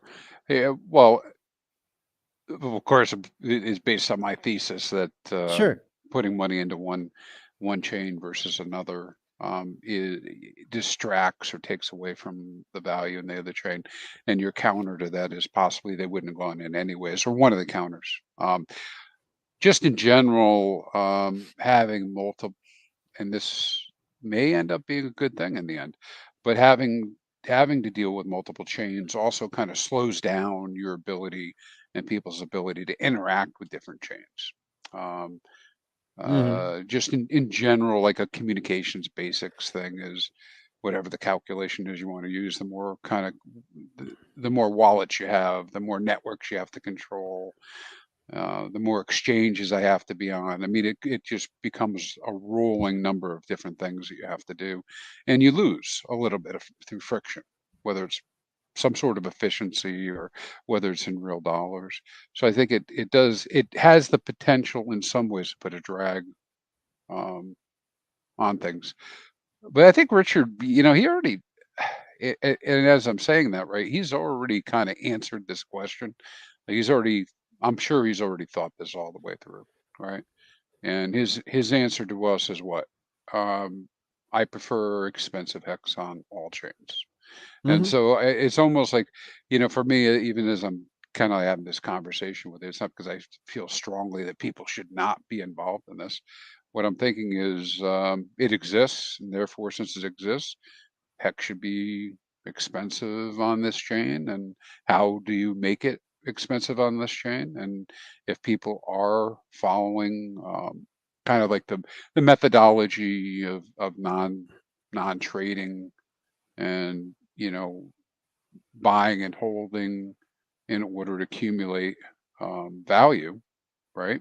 There's a prime opportunity to do it, right? I mean, it really is an opportunity in that way. If you're a believer in hex is going to be valuable on any chain that it's on, and Mm-hmm. come to some level of parity, yeah, I mean, okay, I might not like that the price is up 100x from where it started, but it's still pretty damn cheap. Yes. And I liked buying hex when it was, 0.2 of a penny before, Yes. and I really liked it when it was up at 50 cents. So, if I can do it again, why wouldn't I be interested in doing that, right? Mm-hmm. And so I think we can get really bogged down, I guess, in the semantics of it. But maybe the answer is already given to us: is that hey, if it exists and it's out there, let's make it valuable. These are all great points. I love having you as a guest because you make such clear and powerful points. I Well, thank you. yeah I like that. yeah. One of my favorite guests of all time. That's you. Oh, I'm feeling all Just shiny. You're getting me all shined just to up make now. that clear. Yeah, I think this has all been shocking to me. When you and I talked a week ago, was I even like on board with ETHW at all, or was I was just checking it out for the first time? I was walking around Orlando, and you called, and I called you back, and I was like, I wasn't even paying attention really to what was happening with it. Yeah, and I was stuck at home with COVID, so I was And you like had just paying gotten hyper COVID. attention. Yeah. Yeah. But I mean, and I think that's what's happened to a lot of people. Now, I know some guys and ladies who got involved real early and went and were part of the looting parties. But that wasn't something I had access to go do, Yeah. and I probably wouldn't have done it anyways. I just, because of my conservative nature and how I approach things. But now that we're seeing this whole thing play out in real life, it's gonna, has a potential to be one of 3, 4, 5 copies of hex that'll be running on different chains. So all in all, it's blowing my mind, shocking me, and that's why I think Tangent and I and others who have done enough research on the safety side of things, because that's always that the best way to kill a vibe or somebody's excitement is to just be like, yeah, you're gonna get hacked, like good luck with that.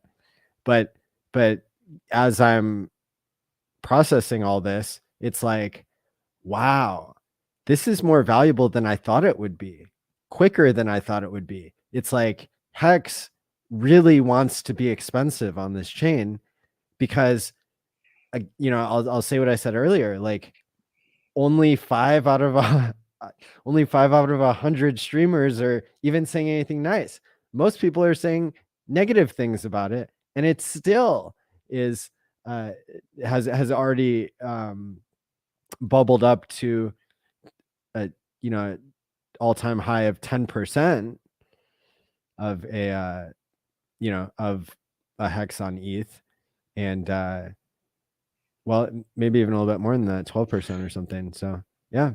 Well, what do we say the price is at this point? Is it still 0.002? Let me see.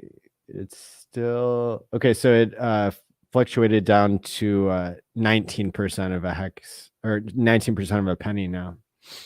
No, but we just use that round number. So 1,000,000 hex, I was happy to be buying at one point for $10,000, right?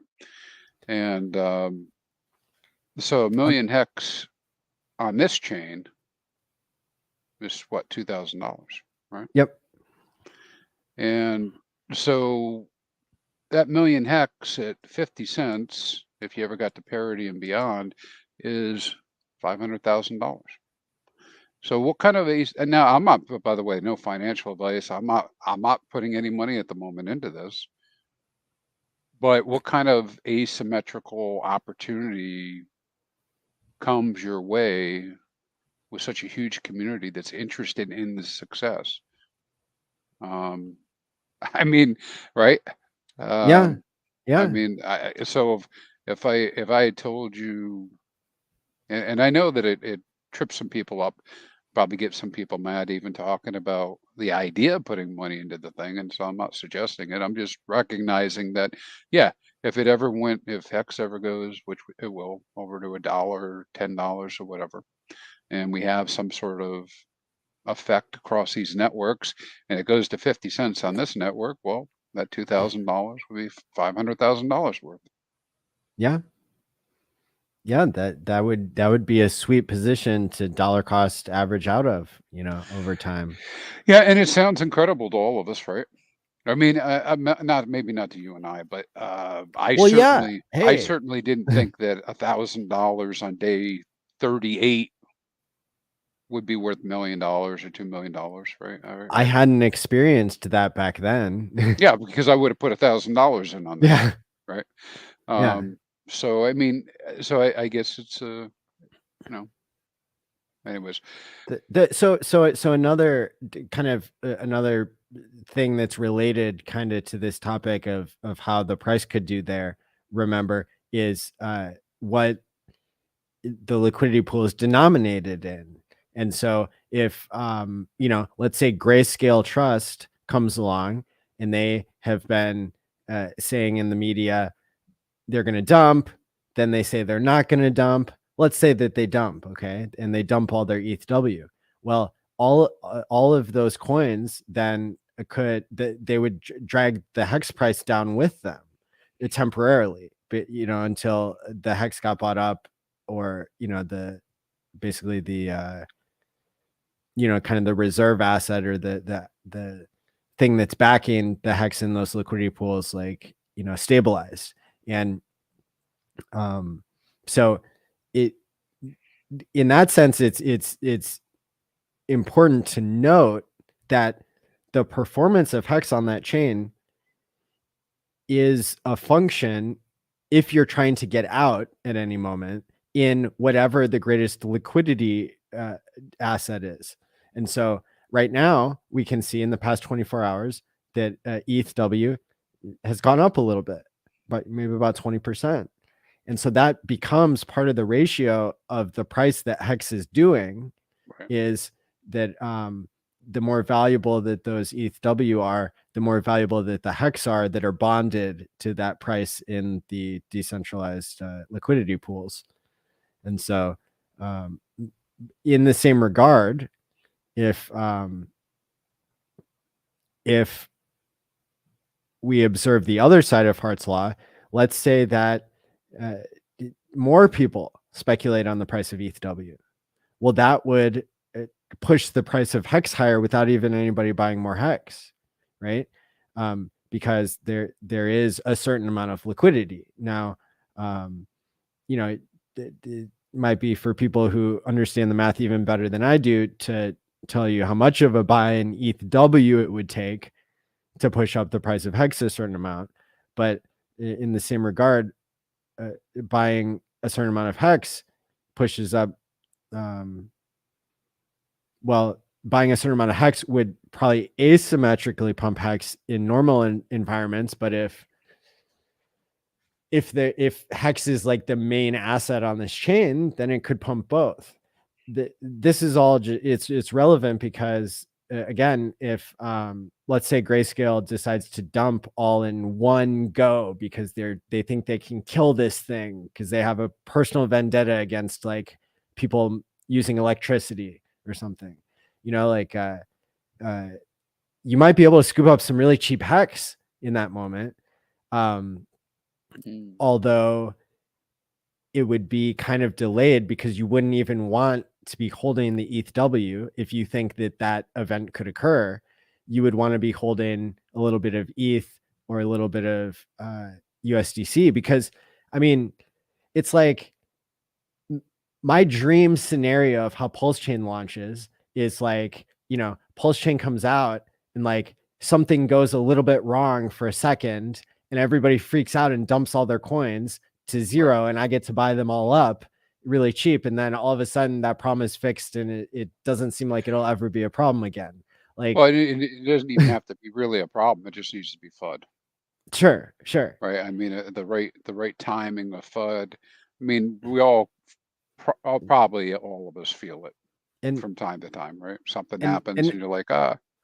I wouldn't create that FUD or anything. Like, I wouldn't go that far, but I'm just trying to illustrate that, like, that whenever somebody is experiencing some great fear and it seems like the end of crypto is like, sometimes that's the best capitulation wick. That's the best moment to buy, is when there's the maximum fear. And so if somebody did want to sit on the sidelines and want to pay attention without connecting wallets, and maybe wanted to learn using $5 worth of something, playing around with it, and then just be prepared if there were a capitulation event, that would be a pretty cool strategy that some people might try. For me, I, you know, got involved with bringing some value in earlier, and I didn't get the super cheap prices. I was buying prices that are actually around where we are now, maybe like, you know, less than, you know, like not more than 50% cheaper. So I don't even know that I've done a 2x in this yet with the new value that I brought in, but with the value that I already had over there, that's where we all did a 200x in a week. You know, but that doesn't mean we can all cash out right now. And it certainly doesn't mean that, that we have to go against our safety, but it also doesn't mean that we need to say mean things that aren't true. Right. Well, yeah, exactly. And I know, let me throw this at you, go take a different tangent. So one of the things I've thought about, maybe we could talk about here, is there's 400,000 stakes that are out there, right? Okay. Roughly, maybe, you know, some number like that showed up in here. So how, you know, what is our best advice, maybe for people who don't want to go out and trade or do these other things? What's the best advice we can do for people to safeguard their hex? They own it. They got it. It's a copy. And this extends to some of these other things in our ecosystem as well that are there, all Sure. part of this ecosystem. What's the advice? You know, you got your stakes out there, maintain them, right? Maybe that's the thing to tell people to do, you know, or at least suggest is one of the things they should do, is don't forget that they're there, because maybe you don't know what'll happen. Maybe in 2 years you'll be surprised, and this is Sure. some you know, some sort of thing like that. Who thought BSC was going to go do Yeah. what it did? Nobody knew, right? Like some long-term whale game that could play out on this, Yeah, there's all where sorts of people things. forget about it, and then all of a sudden it's in the news. Oh, by the way, you know, you know, that hex is super valuable there all of a sudden. The first step that I would give to the average probably staker at this point is, now's the time to get the hardware wallet. If you didn't Like, have one before, you should get one for yeah. sure. And you know, it doesn't matter if you're new or old. Like, it doesn't matter if you should have already had one, or if you know, the person that I would maybe say you're not ready to get a hardware wallet is you you would rather take that $50 and have it be at higher risk because you only have $100 in HEX right now. If somebody only has $100 in HEX right now, they might want to put that $50 to buy the dip instead of buying the Trezor. But the people who have thousands of dollars or more, especially when we're down this low, 90% dip, now is the time to make that investment before it becomes much more stressful and before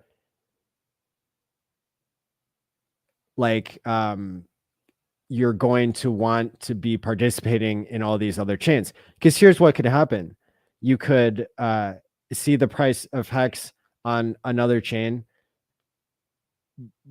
shoot up really high for a short period of time, and then you're unprepared if you haven't already played with it and practiced and that sort of thing. And it's in those high stress situations that people are more likely to make errors anyway. And so my recommendation is actually, if you're already in a holding pattern, go ahead and make this security upgrade now. Not even because I think you're going to be doing riskier things on this other chain. Remember, this is the same chain we've been on for 6 years. It's just that you're more likely to go to a different front end. Yeah. Yep. Like the actual switching the chain ID in the RPC settings, that's not going to get you hacked. It's going to weird front ends and not having your seed phrases shielded, from like a keylogger, someone that gets access to your MetaMask file on your computer, that having the hardware wallet creates a physical barrier that makes it so that your private key never has to touch the hot wallet or the thing that's connected to the internet. It's a one-way communication device that has a chip on it that's able to make signatures from your private key, and so the private key never leaves the external device. And so this is it's kind of off topic from what should people do, but that's what people should do, because there's people out there who are not going to have another event that really causes them to take this step that they may have been missing. Sure. Well, and then kind of extending that idea. Well, of course, you handled the hardware wallet. I would think that probably the most minimal thing you could do is to protect your stakes that you have, like you said. If you're going to do new things, anyways, you don't want that hardware wallet. But if you have, people who may have abandoned their old stakes, maybe they should come back and claim them. If you have stakes that, a lot of us have ladders, right, that are ongoing. Yep. You should probably consider, whether you're willing to give those up, or whether you're going to come in and take care of them and maintain them when they come out. Claim your, mint your HEX and restake, or whatever your plan would normally be to do that, but not to let it go to waste. I think that would build the strongest, way to keep your position. If by chance this becomes a huge lottery win for you, right? You don't want to let your stakes bleed away or lose their value, by not doing anything with them. And because, at some point in the future, I'll just go to count them, right? So once we figure out how to do it. Right. So, yeah. I think that, my strategy book says that selling at this point is kind of foolish. But, some people may look back and say that, that I got the timing wrong, and I didn't expect, people to reject this on a social level. I think people should be more excited. I'm already shocked that people aren't more excited about their free money. So I'm already starting to be wrong, in a big way. But, that's it's yet to be seen really what the market will say, because so far the price is, for this super short period of time has been not dumped to zero. What do we think? What do we think the average? You can't use the whales and whatnot, but what do you think the average kind of a big number is for people in terms of hex? I think 150,000 is a lot. 20,000 is a lot. That's probably where you're seeing, what the difference is, right? Because if I looked at having 20,000 hex and we said it's 3 cents today, right? That's about $600 worth of hex. So when people are probably evaluating this in their head, they're probably thinking, this is $40 worth of free money, and I got to go through this trouble to figure it out. But Yeah. I guarantee you, with doubles or triples, right, you get that many more people are going to be interested in what they can do. That's a really good point. Yeah. So I think that's part of what we're dealing with. Yeah. I'm not even trying to advertise it. I'm just saying, why should you care? Because I don't know what'll happen, right? Maybe I care. I'm not going to let mine bleed because, or expire and not take care of them. Because first off, didn't cost me very much to do transactions. It's literally tenths of a penny or less, right? It's more. It's even less than that. It's like 1/10,000th or something, right? Of a penny. I know it's 4 zeros. It'll show up incorrectly on some of the screens, but you'll be able to see that it's mispriced and that it's really a fraction of a penny and not $5 or $20. Oh yeah. That'll be easy to tell. It's definitely like I think today was like 0.00018 for most of them, or 1.2 that I was doing. But anyways, it doesn't really matter. It's really, really low. So I would maintain my staking ladder so it doesn't disappear. Yeah. And I feel like I want to, because I am hex first, right? So I want to be taking care of that first. And I think there's some other things that are out there that, maybe I participate in, and I would want to build up as well. But all those derivatives depend on hex succeeding. And yeah, I mean, I think that makes perfect sense, especially because there's so much opportunity with your free coins that doesn't cost you much in terms of learning and then managing the security and the time it takes to tend to another ladder. Another thing that I haven't brought up that you made me think of is that I'm going to be really interested to see how the Hedron Hex story plays out on this new chain, because I get the sense that that there could be a different ratio between the liquidity pools on the different chains that bond those prices together. And just because of that possibility makes it get into such a complicated, deep situation like game theory and Hart's law and all that. Like, it just makes me super excited, even if it turns out to be like super good for Hex or super bad for Hex, or like super good for Hedron or super bad for Hedron. Like, at this point, I don't really care. I'm just super fascinated by the knowledge and by this thing playing out in the wild. Because of course we saw when Hedron launched, we saw the OA react when Hedron had had discouraged a liquidity pair being set up between Hex and Hedron, and the market decided that people wanted to buy Hedron with dollars.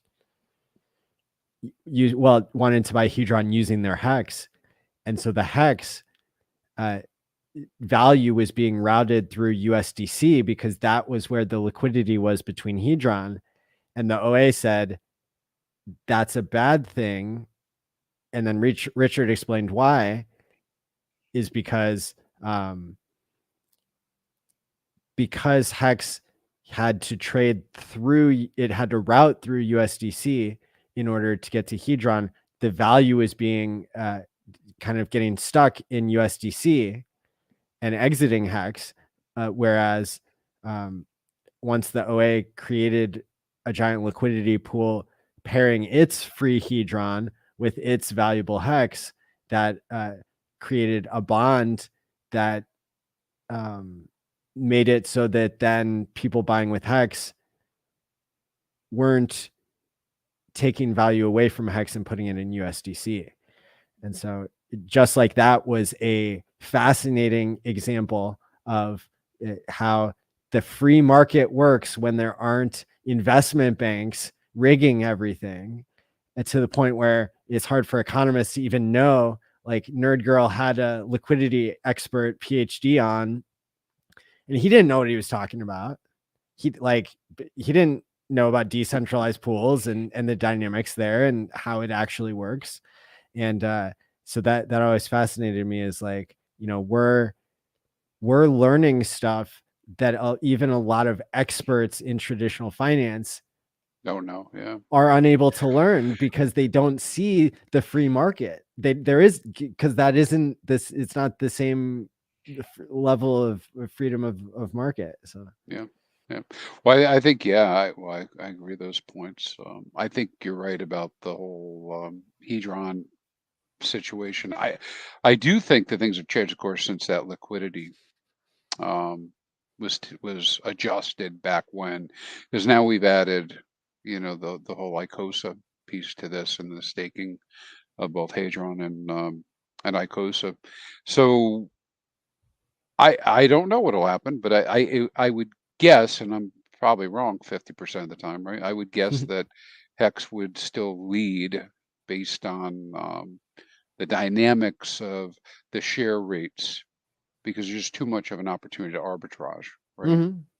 And so, but yeah, I mean, we've got a great number of you can't be really, well, I guess you can be involved with Hedron and Icosa and not be a hexagon, but you're essentially working within that our ecosystem, regardless of whether you call yourself a hexagon or not.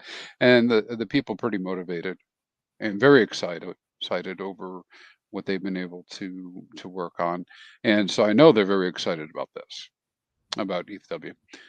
So I don't, you know, you see this kind of movement with people in a bear market. I don't know that we don't end up attracting people by the droves, right? You know, Yeah. into the communities, and maybe this is a part of that, because it is another opportunity to get in at a lower price on things that you've seen go up on other chains. So Yeah. Yeah, it's the path has been paved, just like before Hex, Ethereum and Bitcoin did a 10,000x, and then we believed it could be possible, whereas some of us would not have believed it if we hadn't have seen that history. You know, another fascinating development is the Maximus DAO perpetual contracts that have now been adjusted in two key ways. One is by adding them to these other chains, the functionality. And so people who bought these new versions of Maxi token that are of different lengths, so Deci, Lucky, Base, whatever the one in between those is, those got I guess the ones that were minted got a free copy, but if you just got a free copy of your Hex, then you can still choose to play the perpetual game over there, on that chain, whether you play it on ETH or not. And but the thing that I loved the most was actually something that finally passed audit today and was launched, is something called the Diamond Hands contract, which allows people to time lock their perpetual tokens instead of having those tradable hex stakes tradable. You were talking about that the other night.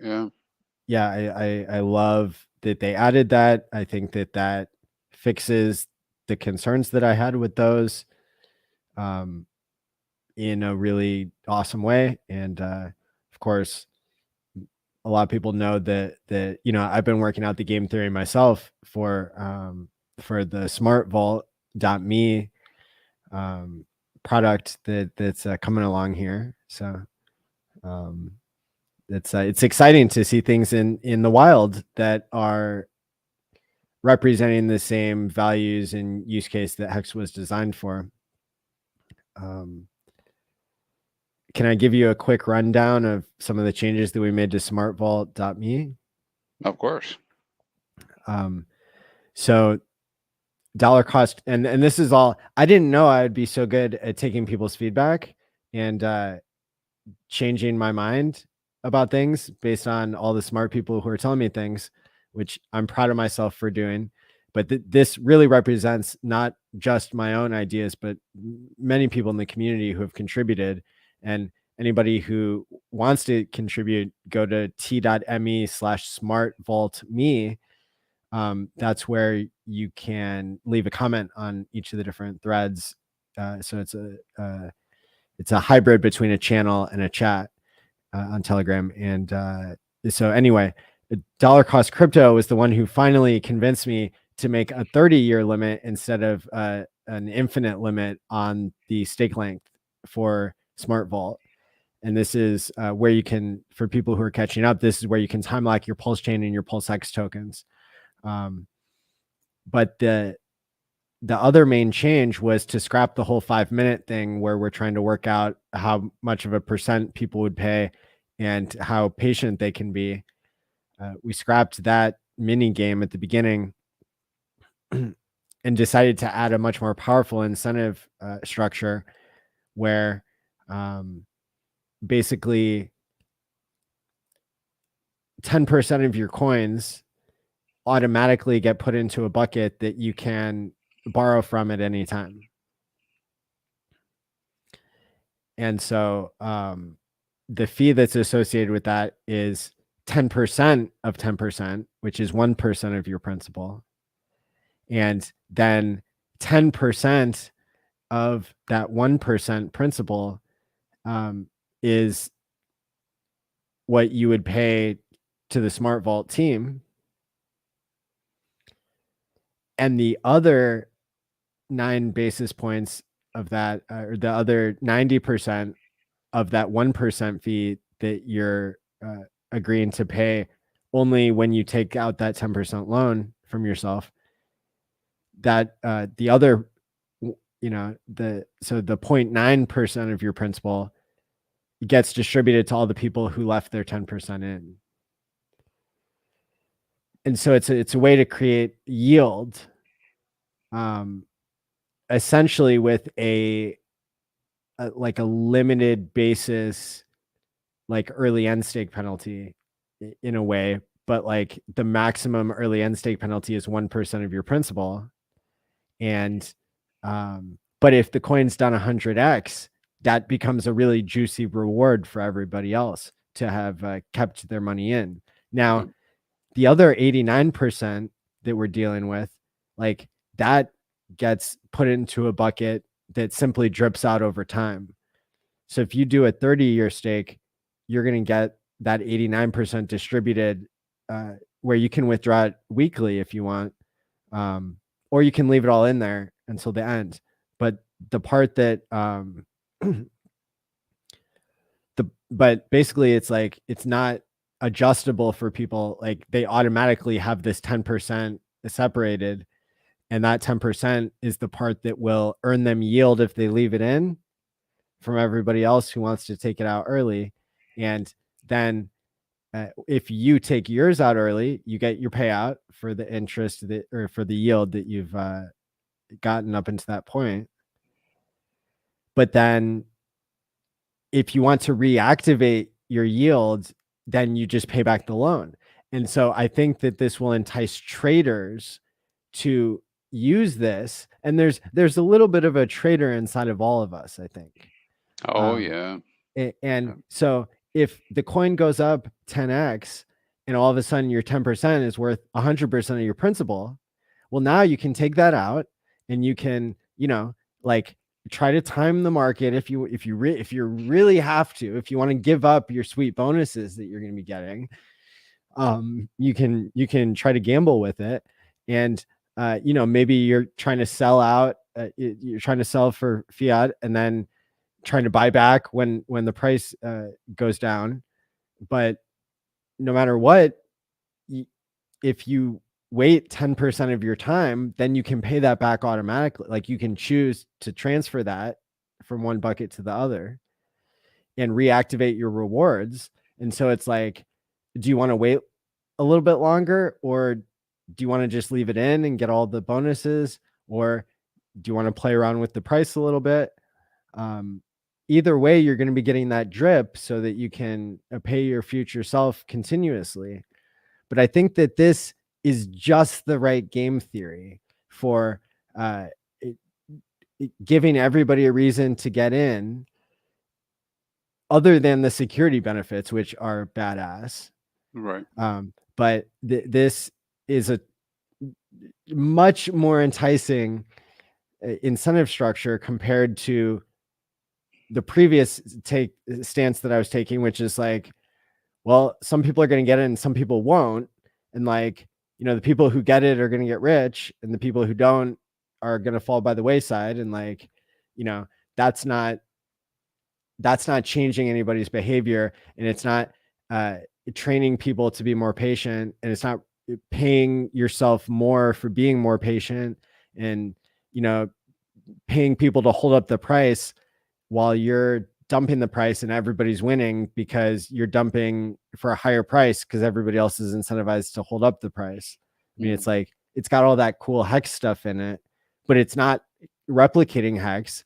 It makes PulseChain and PulseX more valuable because it's more scarce in the here and now, and people are not going to be trading as emotionally and stuff. What do you think of that change? Well, I like the idea in general. And I like the idea that the changes that you've made for incentives, because I think that that's natural, right? I mean, yes, some people would sign up and lock their stuff up. But without the incentive, you wouldn't get as much adoption.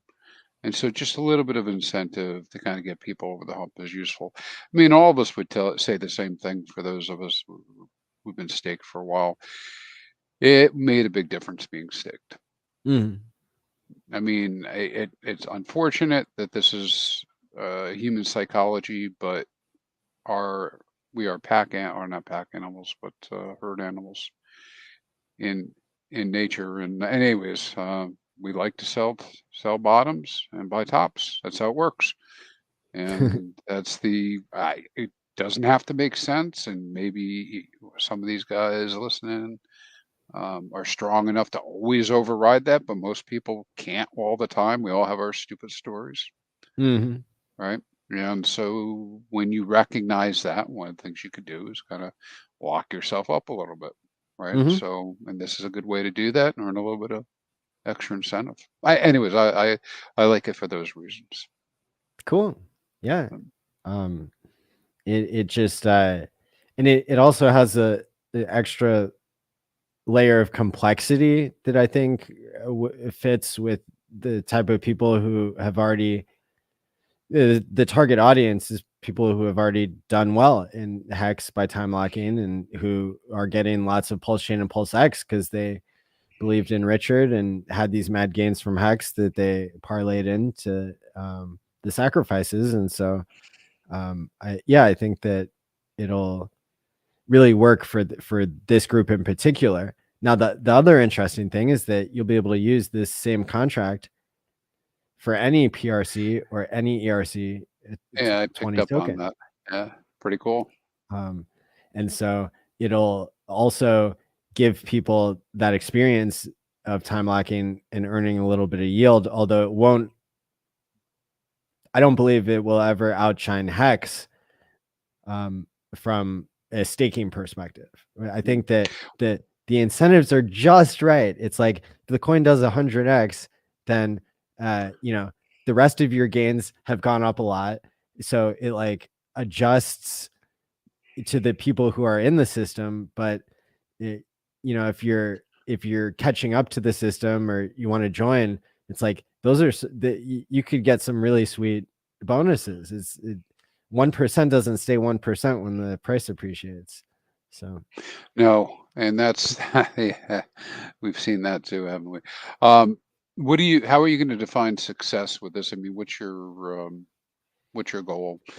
I'll be real honest with you. My goal is that Richard promotes this more than Uniswap, which was something that's another good example of something that was made well and complemented his stuff well enough and like was a technical innovation. That's an example. Another example would be how Vitalik uses Gnosis Safe, because he wants to signal and recognize and he benefits from it. So I would like this to be that powerful that that even founders and billionaires are using it. And so that's how I would define success. All right. Very cool. And let me also point out too that if you use smartvault.me, then and you don't ever take your 10% bonus and you just let it drip out over time, so you're time locked for a year, you serve 5 weeks, well, that's 10% of a year. And so it's not like you can't take money out, but it's just you take your time with it. You can only take out what's served. But if you don't ever take out your 10%, then you never pay a fee and you get paid those bonuses from everybody else taking their money out early and kind of decreasing the price while you're holding it up. So that's pretty cool that we're able to give the service for free while still being profitable for ourselves based on the people who are working on building their patience and using this tool to convert from traders to savers. And another cool thing is that you can take out the loan and pay it back multiple times within the same term.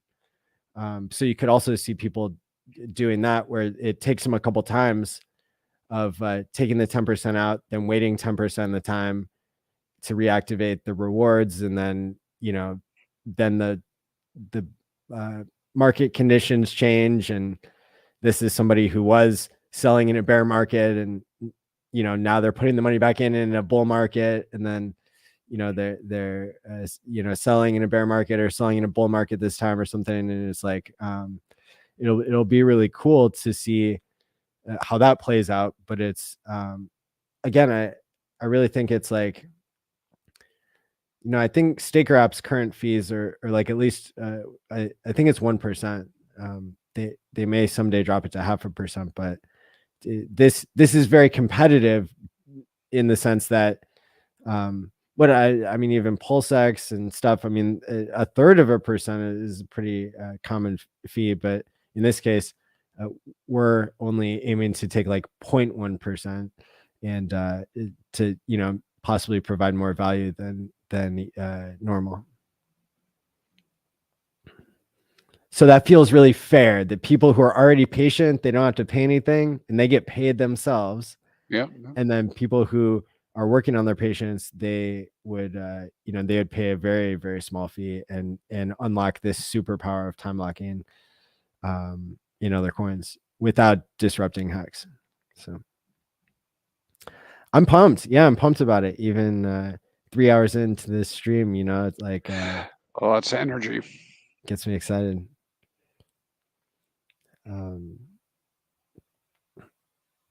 So yeah, I mean, PulseChain, there are some things that are being figured out on PulseChain that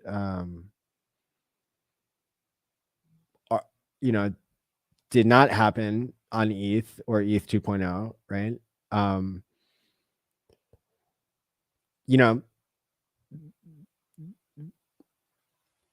one of the differences between the two chains is that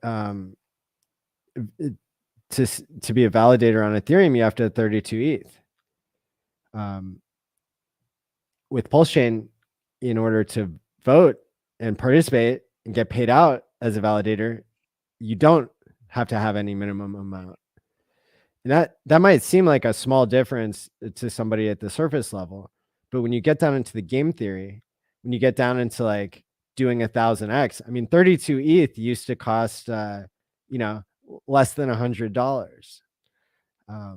And now many people have been priced out because that now equates to tens of thousands of dollars.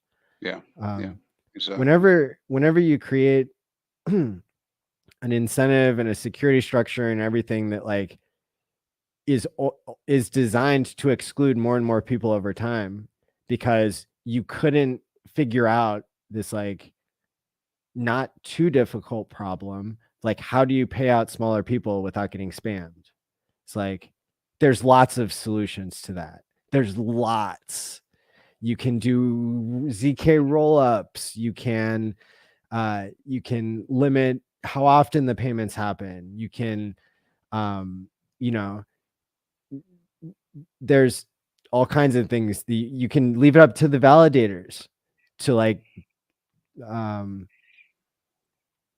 cut out microtransactions and define that. You know, like there's really actually lots of ways to solve it, I believe.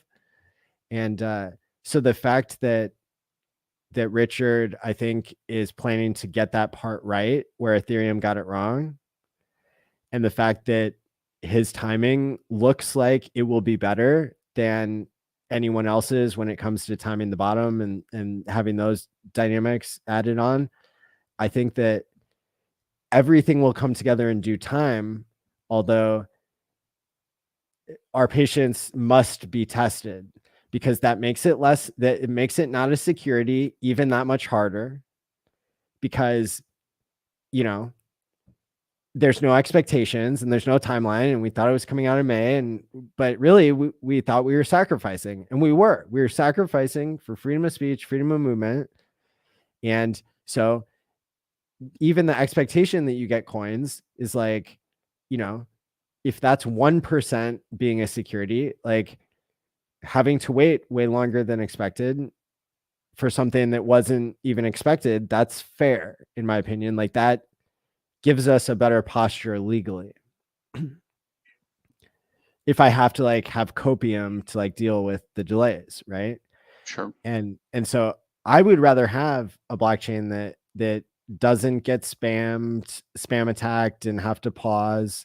I would rather have a chain that like lets new people win, even if we do 100x or 1000x or 10,000x. I would rather have a chain that like just has better game theory on the security model and who gets to participate and who gets to win and all that kind of stuff. If we're already doing something that has great value, which I think we're seeing on ETHW and elsewhere, like this does have great value. Being able to copy a system state, like that is worth something. So that's pretty long ramble, but I hope that gives people insight without me like speaking out of turn, you know, about what's going on with PulseChain. Like that's what's publicly known, right? Is that like there are these differences between ETH 2.0 and PulseChain that we know of. We haven't seen them show up on testnet yet. Like we saw limit orders pop up recently. Like that's a good sign. Stack balances haven't been updated since August or something, like, or way before that. That's a good sign that like that part's done. And but you know, there are a couple parts here that I see that you know, We got the validator rotation down. We got like a lot of other things, but the part about the payouts for people who voted for validators, I think that's still being finalized. And I think that that's worth the wait.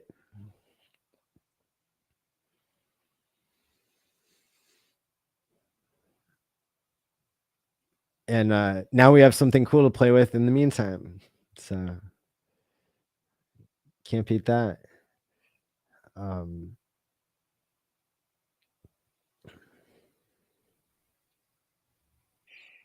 Add new alpha. Right, that's what that's called, right? Adding new alpha. I mean, I am commenting on things that are publicly known, but rarely synthesized. Can we see? Is that fair? It's like, you know,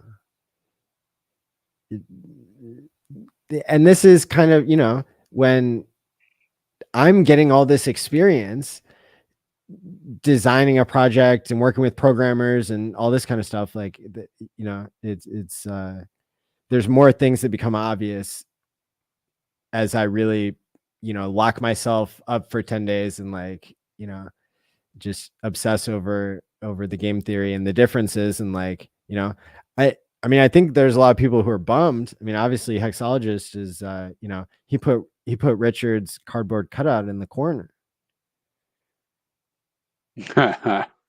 until PulseChain is released. So I missed that. I missed him the last couple of weeks, or last week or so. He's definitely a delight.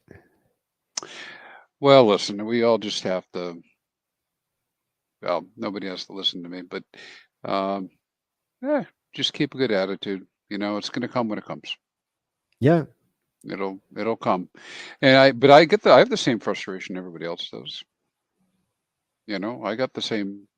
My friends and family all I told because this was a great idea. They're all like, "Hey, whatever happened with that thing?" You know. yeah. Because What do you say? I said, we're working on it. You're going to be really happy. No guarantees, though. Well, I'm really happy that it's not out yet, just from the perspective that I'm not ready to have my hands on all those liquid coins. And so if we can get Smart Vault put together, you know, so people can play with it on the testnet right before PulseChain comes out, you know, if we can do this in 1 or 2 or 3 months while PulseChain is being finalized anyway.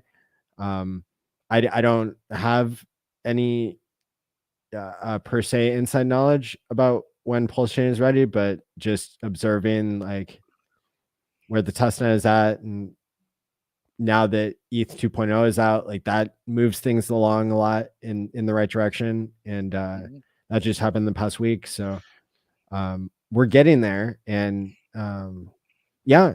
So it's exciting times to you know, be having even more tools to look forward to, you know.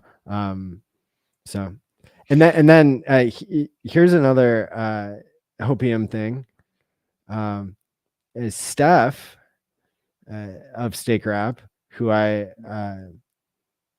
you know, I really like the guy and respect him and think he's a genius.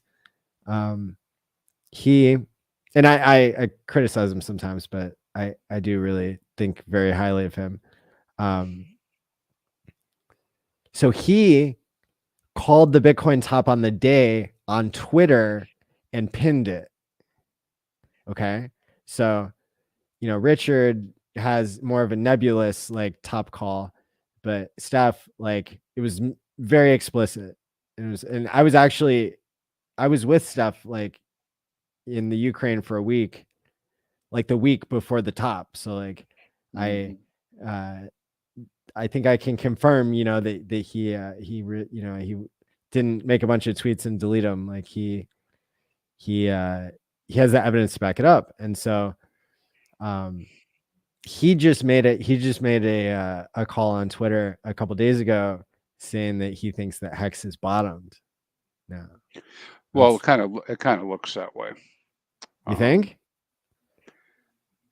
It's not that you can't go down any further, but clearly it looks different. The pattern looks different than the rest of crypto.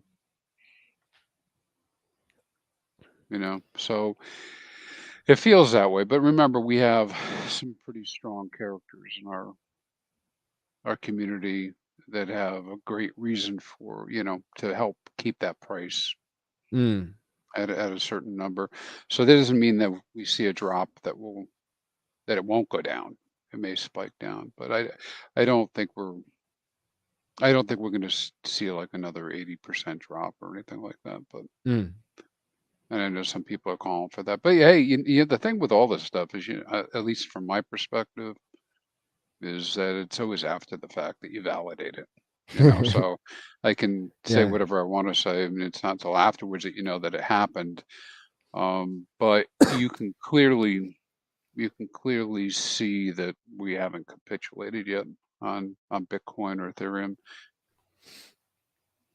as we have in the past. But so many things can be different, but we always say that, right? Things are different this time, and then they're not different. So let's check back in December, see where we're at. Yeah, let's do it. That'll be when we'll know. Say, damn it, it was the bottom. You're right. It was the bottom, but yeah, I mean, there's so many different things going on. But I like watching those. I follow the golden ratio methodology and watch that a lot. And I'm terrible with TA. You know, so I get criticized on that anytime I put something out. But the you know, I'll spare you all the details on it. But anyways, I watched some of the averages and whatnot, and we're still going down on like our 111-day averages. And we had a point a few weeks ago. You remember how things kind of pumped back up a little bit? Looked like we might have hit a bottom on the market. Well, it didn't happen, right? Fell through. Yeah. So wait for that to turn around and then to confirm that we're going back up and DCA the whole way. Even now, you really can't go wrong. Yeah. I mean, you know, there's cheap Hex on uncertain chains, although that's what we just talked about for a couple hours. And then there's Hex on Ethereum, which gets a copy on PulseChain as far as we know.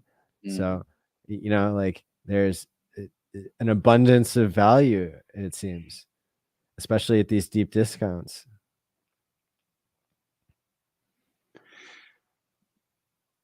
Yes, sir. Well, this has been a great stream. I want to thank you for coming on. I really appreciate it. Yeah, thanks for the invite, man. I appreciate it as well. Good talking through some of this stuff. Kind of helps you keep your sanity. Oh, absolutely. And so, you know, if people have more questions, I realized that I didn't get to all of them. Go to t.me/smartvaultme and I'll open up a special thread where you can ask questions about Hex on ETHW. And then if you want a second opinion, even other than that, then you can go to some of these, one of these other 2 Telegram rooms that are outside of my control, but they are devoted to the topic, and that is t.me/hex POW. And then the other one is t.me/hex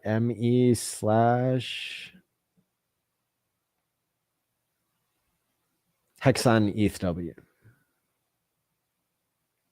And the Hex on ETHW is run by Tangent, and the other one is run by Bullish, who's the producer for Jim Rat Crypto Show.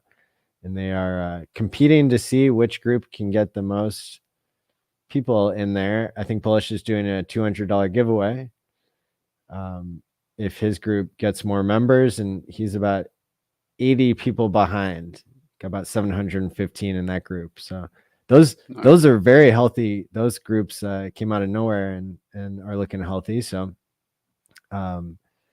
yeah, get in all those different Telegram spots and ask your questions there. Crispy Man, where can people find you?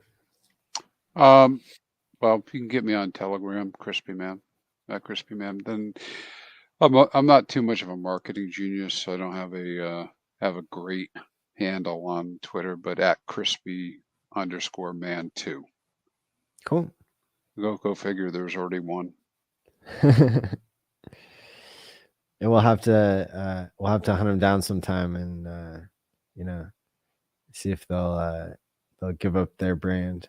We just had we had somebody take Future Us on Twitter, who seems to be like completely unrelated to crypto. So nice. People should be advised, like, we don't think it's a scammer, but that handle is no more. So but nevertheless, yeah, make sure to follow Crispy. I want to drop your Twitter so people can follow you there. Yeah, thanks, man. And if people get a chance, go out and check out hexfire.io, the website. Yes. My focus on that has been, I'm going to continue to work on, is providing actionable insights, trying to get towards I kind of phrase it the right way, but try to get it so that we can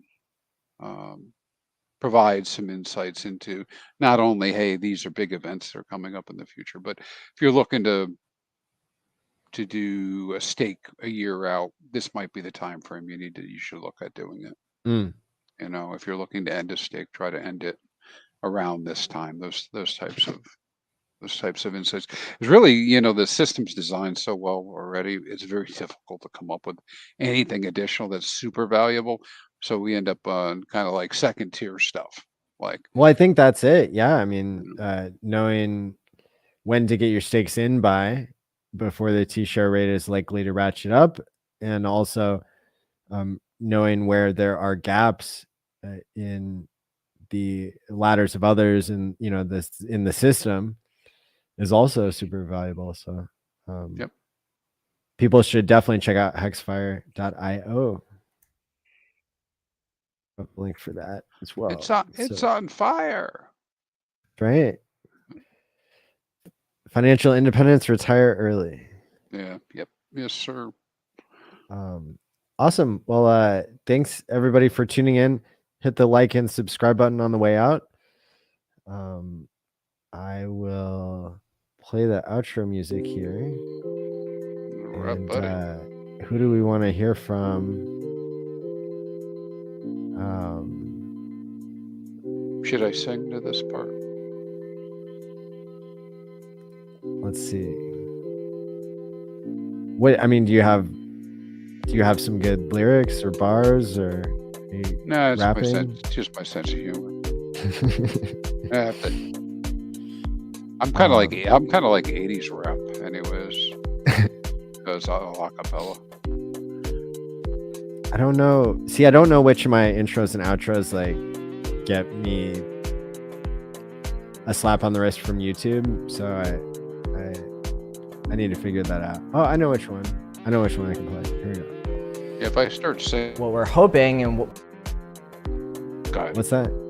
I said if I start singing, they won't recognize it anyways. Go ahead. All right, so stake wisely on all these different chains, my friends, and peace out. What we're hoping and what we're thinking is that when the monetary environment changes from a fiat system where people are incentivized to spend as quickly as possible before prices go up, or else you'll be able to get less in the future for the same amount of effort that you put into your paycheck. HEX is a new system that rewards people for saving instead of punishing people for saving. And so that's one thing that I think can fundamentally change the behavior of humans, is by changing their financial environment and allowing people to experience what's possible when they have a stake in their own future, and when people can work together in order to make the future more abundant for all.